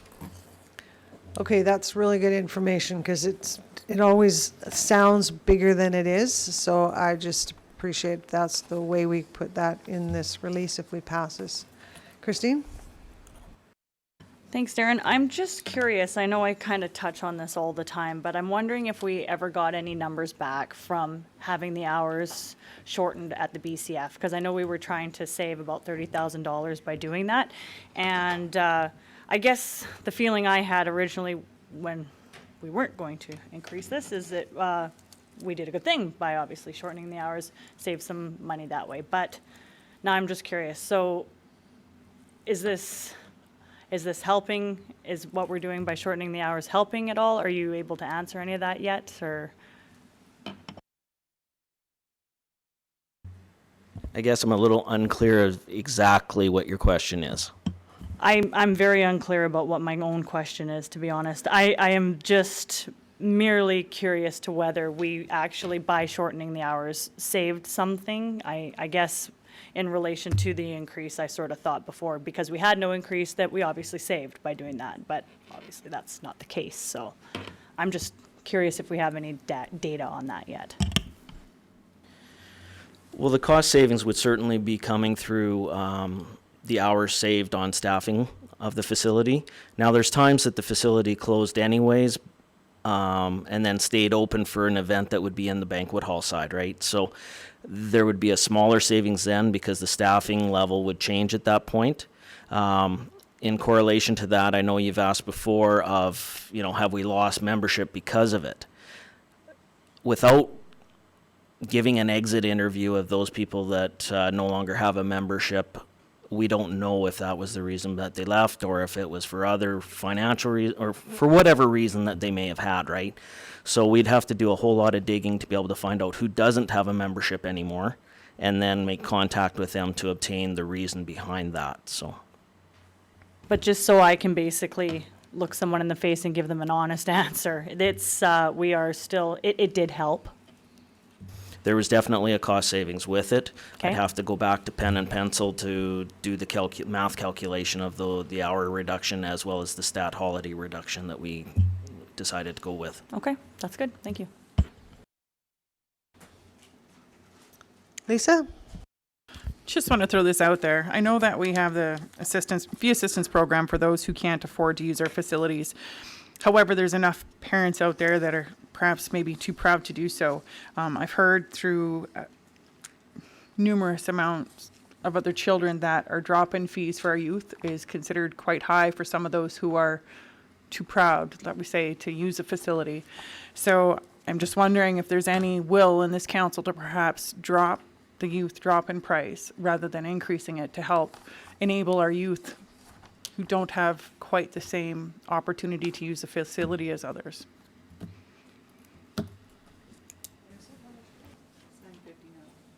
Go ahead, Tom. Yeah, I was thinking the same thing. And then I was kind of considering there are some discount drop-in times, like the $2 Friday evening or whatever. I know for seniors, it's been tremendously successful at the $2 walk on Monday, Wednesday, Friday. I looked at the track this morning and it was like Deerfoot in rush hour. There's so many seniors you get run over. So I think I would like to see that rather than kind of a discount overall, even more of these, $2 days, $2 evening, EDO, $2, those kind of things I think might be good. You're right. It was very busy this morning. Just for information purposes, I just did the stats on the TGITF. Thank goodness it's Toonie Friday. And for 2019, there was just over 840 people that took advantage of that Friday night program. We also started doing the Toonie youth Toonie when the kids were off of school on Friday afternoons and that. So we need to do a little bit more marketing in that fashion, but it's becoming a little bit more popular as well. So they're taking advantage of the Toonie opportunities, that's for sure. So, Christine? Also, a lot of people like that 4 for 3 event, and people have asked, is that ever going to come back in 2020? So that was definitely a promotion. We sold just over 90 passes in that time frame of the 4 for 3 passes. So will it come back? Promotions come and go and may or may not.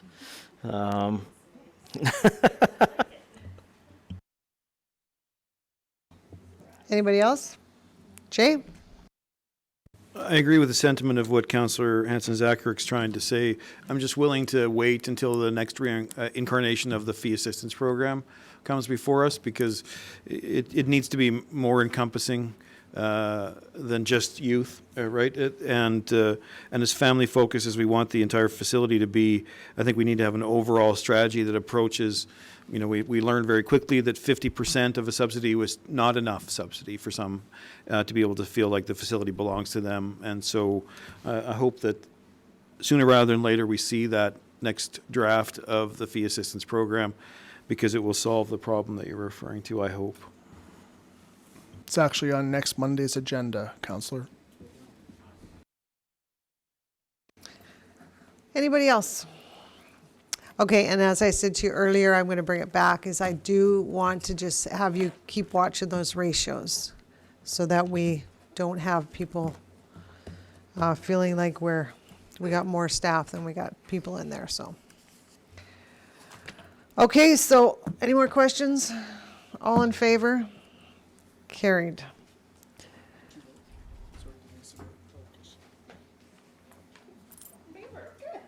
Okay. All right, we'll move down to 7.1, Sandstone Manor budget. Councillor Garbett. Well, since my opportunity to attend the Real Alternative tonight is well and truly buggered, I was going to table this if we were close, but we might as well get her done. Although it is absolutely unfair of me to have not gotten this information into the package for consideration over the weekend. And so if anybody does feel like they need additional time, I would be more than willing to table this for one more week. Or do I have your tacit approval to continue? Okay. So, Mike, can you bring that up in case we need to refer to it? Because I'm not sure if it's in everybody's package or not.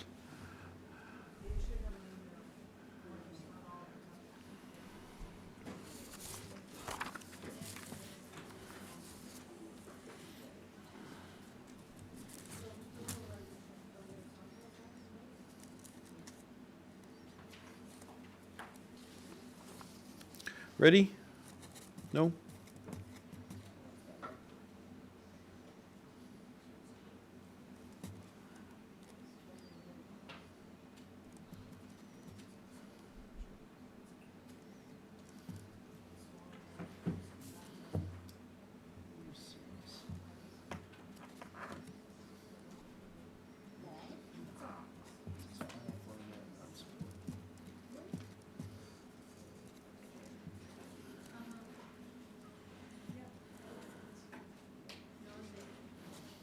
Ready? Okay. Thank you. So as council is aware, annually, the Drumheller Housing Administration has to present the budget for Sandstone Manor, which is wholly owned by the town of Drumheller, to council for its approval. And as it has become habit, we also present the reserve payment check. This year, we have $25,000 to deposit to the restricted reserve created for affordable housing. This reserve is for major repairs. The building is 10 years old now, so the roof will be a big deal in 10 years or less. The water heaters won't last that long, et cetera. Plus, of course, this reserve was designed to provide seed money somewhere down the road for additional affordable housing units to be built in this community.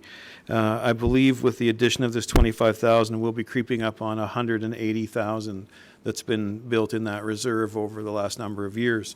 For the first few years that this was still occurring, DHA was investing those monies on its own, and it was only in 2015 that we started handing those monies over to the town for them to invest on their behalf. We're projecting a small surplus for 2020, which will be larger should council agree to the annual motion required to waive the municipal portion of the property taxes on its own building. That agreement goes back to the original contract between DHA and the town of Drumheller and has been endorsed every year for the past 10 years of my chairing this committee. There is no RFD attached to the agenda for that. Again, that's completely my fault, as is the lateness of this addition to the agenda. But if council is willing, I will make a motion once the budget is, or I will make a motion to pass waiving those taxes in lieu of a reserve payment. Right now, the surplus we're showing is around $8,000. We're talking about $8,000 that would instead go into that restricted reserve in 2021 instead of into general revenue for the town of Drumheller. The check for $25,000 this year reflects both the 2019 operating surplus and some additional funds held back in past years to ensure adequate cash flow early in the year. Affordable housing has the mandate to be at least 10% below market rent. Currently, our $550 for a one-bedroom and $640 for a two-bedroom are 21% and 14% below market, respectively. The Board of DHA will be reviewing the two-bedroom rent to align more closely with the one-bedroom percentage, and will update council with budget implications as we go forward. Again, it's just an evolution.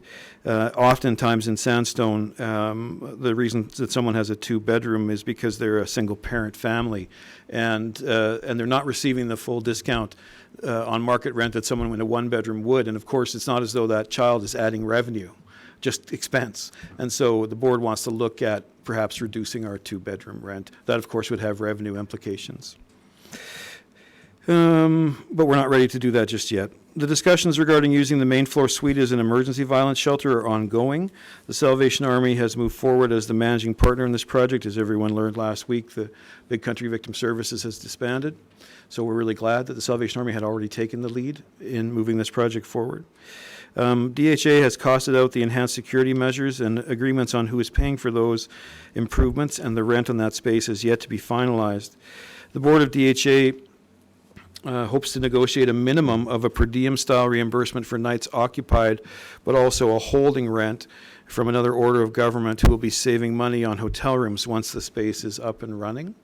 But I would be appreciative of comments from council as we discuss those things.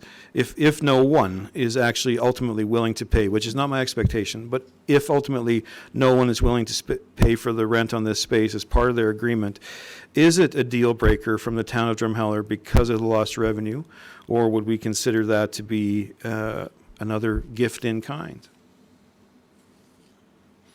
Other than that, I'm more than willing to entertain any questions anybody has on the budget itself. The issue, of course, with the document that you have is that it shows the actuals and the budget as it relates to the first 3 quarters of 2019, not the actual numbers that finish up.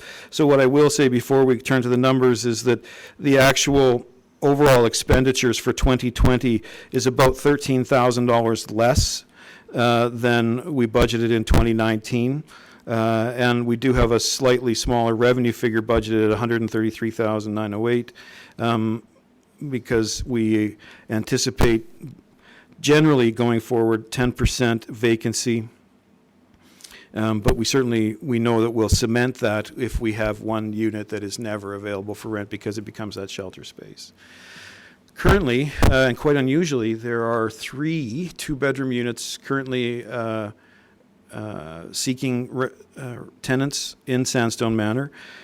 It has become more and more difficult for people to qualify because the province actually sets the bar. They tell us by region how much income is too much money, that you make too much money to be considered to be eligible to be in Sandstone. And the threshold is actually not that big and doesn't get that much bigger if there's 2 or 3 of you. So we're unfortunately not in control of that. And as a result, what we've seen is that figure hasn't kept pace with the realities of people who are working very hard but aren't appropriate for something like social housing, where all of a sudden they're paying $140 a month for a 3-bedroom condo because that's 20% of their actual monthly income, that they are working, they are making money, but at $36,000 a year, they become ineligible to be in Sandstone. And the province has set that figure, and all we can do is advocate. We are not in control. So we will continue to advertise and try to fill that up, but it's unusual. In the 10 years the building has been operating, there hasn't been a period for more than a couple of months where we've had more than 1 or 2 units available, period. Questions? Well, but you put a motion on the floor. I guess I should. It's all up to you. So I would move that council adopt the 2020 operating budget for Sandstone Manor as presented. Seconder, Tom, comments? Tom? Yeah, concerning the emergency shelter, boy, that's something that this town has needed for a long, long, long time. And I know various organizations and groups have looked at it and looked at it and looked at it. And so whether there is funding coming to Sandstone or not, I think this council should support something like that, definitely. Lisa? Would absolutely agree. It's a need that, however unfortunate it is not going away. And considering I think the closest shelter is Strathmore, yeah, it's duly needed. But also I just want to give kudos to the board and Jay for such fantastic management of Sandstone Manor. The fact that you said expenses are down, are you budgeting less than 13,000 from the year prior? That's correct. It's pretty amazing. You guys do fantastic work on the budget that you have. So I would fully support this. Anybody else? So has DHA ever considered opening another facility? So the 10% funding that we'd be needing to provide in terms of cash, we've only recently in the last few years, Your Worship. I mean, so a good example would be Sandstone Manor cost $10 million. So the town of Drumheller would have had to have $1 million in cash and in-kind grants. So we're nowhere near having that much cash in our reserve yet. So we've certainly been waiting for other orders of government to come forward, and but at the same time, the federal government has gotten out of the social housing business completely and are really putting their focus on affordable housing. So if we go forward at all in terms of additional housing units in this community in the foreseeable future, it will definitely be affordable housing units and incredibly unlikely that it will ever be social housing units again, just because there's only so much funding and in the province that's all going to the major centers. They have the greatest need. Even though we can prove that's our ongoing need, is we need more social, so very much subsidized 1-bedroom units in this community. That's what our ongoing waiting list is for. It doesn't change the fact that the province would have to come forward with 90% of the money for that as well, and there just isn't any. So I think going forward, what we would probably be looking to do would be to leverage off of the flood mitigation project, that in the event of displacements from land acquisitions, there will be a need to create a whole new housing inventory throughout the scale, and affordable housing units should be on that. So I know that the flood mitigation officer and I have had very cursory conversations about starting to plan what role DHA may look at. Again, we've never been the project manager for such a thing. The town of Drumheller would need to be that. The only agreement with DHA is to manage it for you afterwards. Yeah, because if we could leverage some of that movement, that would be great, because there's going to be a need for it for sure. Right, but at the same time, we need the province to be realistic about their income thresholds, because if we were able to build another 20 units to match what Sandstone has right now, and yet can't find, it would be just like the unfortunate circumstance we went through last year with Habitat for Humanity. If the rules don't change to allow people to be eligible to get in there, what's the point of building more units? Is there at some point you and I can go meet with the Minister of Housing, with Darwin on that project and see? If it isn't abundantly clear already, Your Worship, I'll follow you anywhere. All right, we'll make that happen. Perfect. Christine, you had a comment? I did, but you just said it. I was going to say, like, with that obvious decline in tenants that are now filling these two-bedroom, do you see this as only the start? That soon there will be more and more parameters, and should we start taking an advocacy stance and trying to push with the province? I appreciate the question. It's too soon to tell. It's really just been just 2 quarters where we've seen this prolonged vacancy in that building. So it could be a minor aberration. But one of the other things that we're tremendously concerned about at DHA, and doesn't have anything to do with Sandstone's budget, so I'll only speak to it briefly, is that the rent subsidy program, known as the direct tenant rent subsidy program, where up to $400 per month is actually available to a number of people who live in this community. That program has been on hold since the election. We're not allowed to add a single person to that, even though we've had people drop off the program, and so I'm far more concerned, given that it's not unfair to characterize that program as Ralph Bucks for renters. It was about as well thought through as that particular program.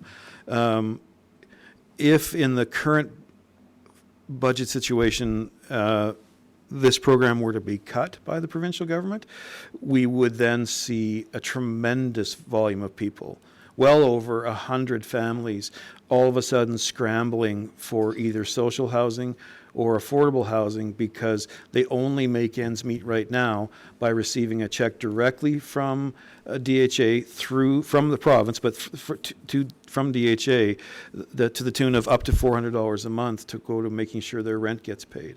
If that program were to be canceled, then all bets are off. Okay, well, good work on that. Anybody else? All right, all in favor? Carried. Would you be willing to entertain a motion around the property taxes, or do you want to see a different RFD about that? No, I'd be willing to entertain that. Thank you, Your Worship. I'd like to move that council waive the municipal portion of the 2020 property taxes for Sandstone Manor. Seconder, Christine. Comments? If I can, Your Worship, Go again, ahead. just the whole point of this is we don't charge property taxes on the arena. We don't charge property taxes on the BCF. We don't charge property taxes on buildings that we own. It fits under that same circumstance. But more importantly, this was a contractual agreement between the town of Drumheller and DHA going back to the building being built. It is the board's hope that we will continue to meet that, as it has been. The $180 we've just built in reserve is the number why we were able to do this, is that it's a dedicated reserve for this function. Anybody else? All in favor? Carried. You got more? Come on, we're on a roll. You guys tired? I have a motion to adjourn this meeting. Lisa, all in favor? Carried. Or, sorry, Tom, second.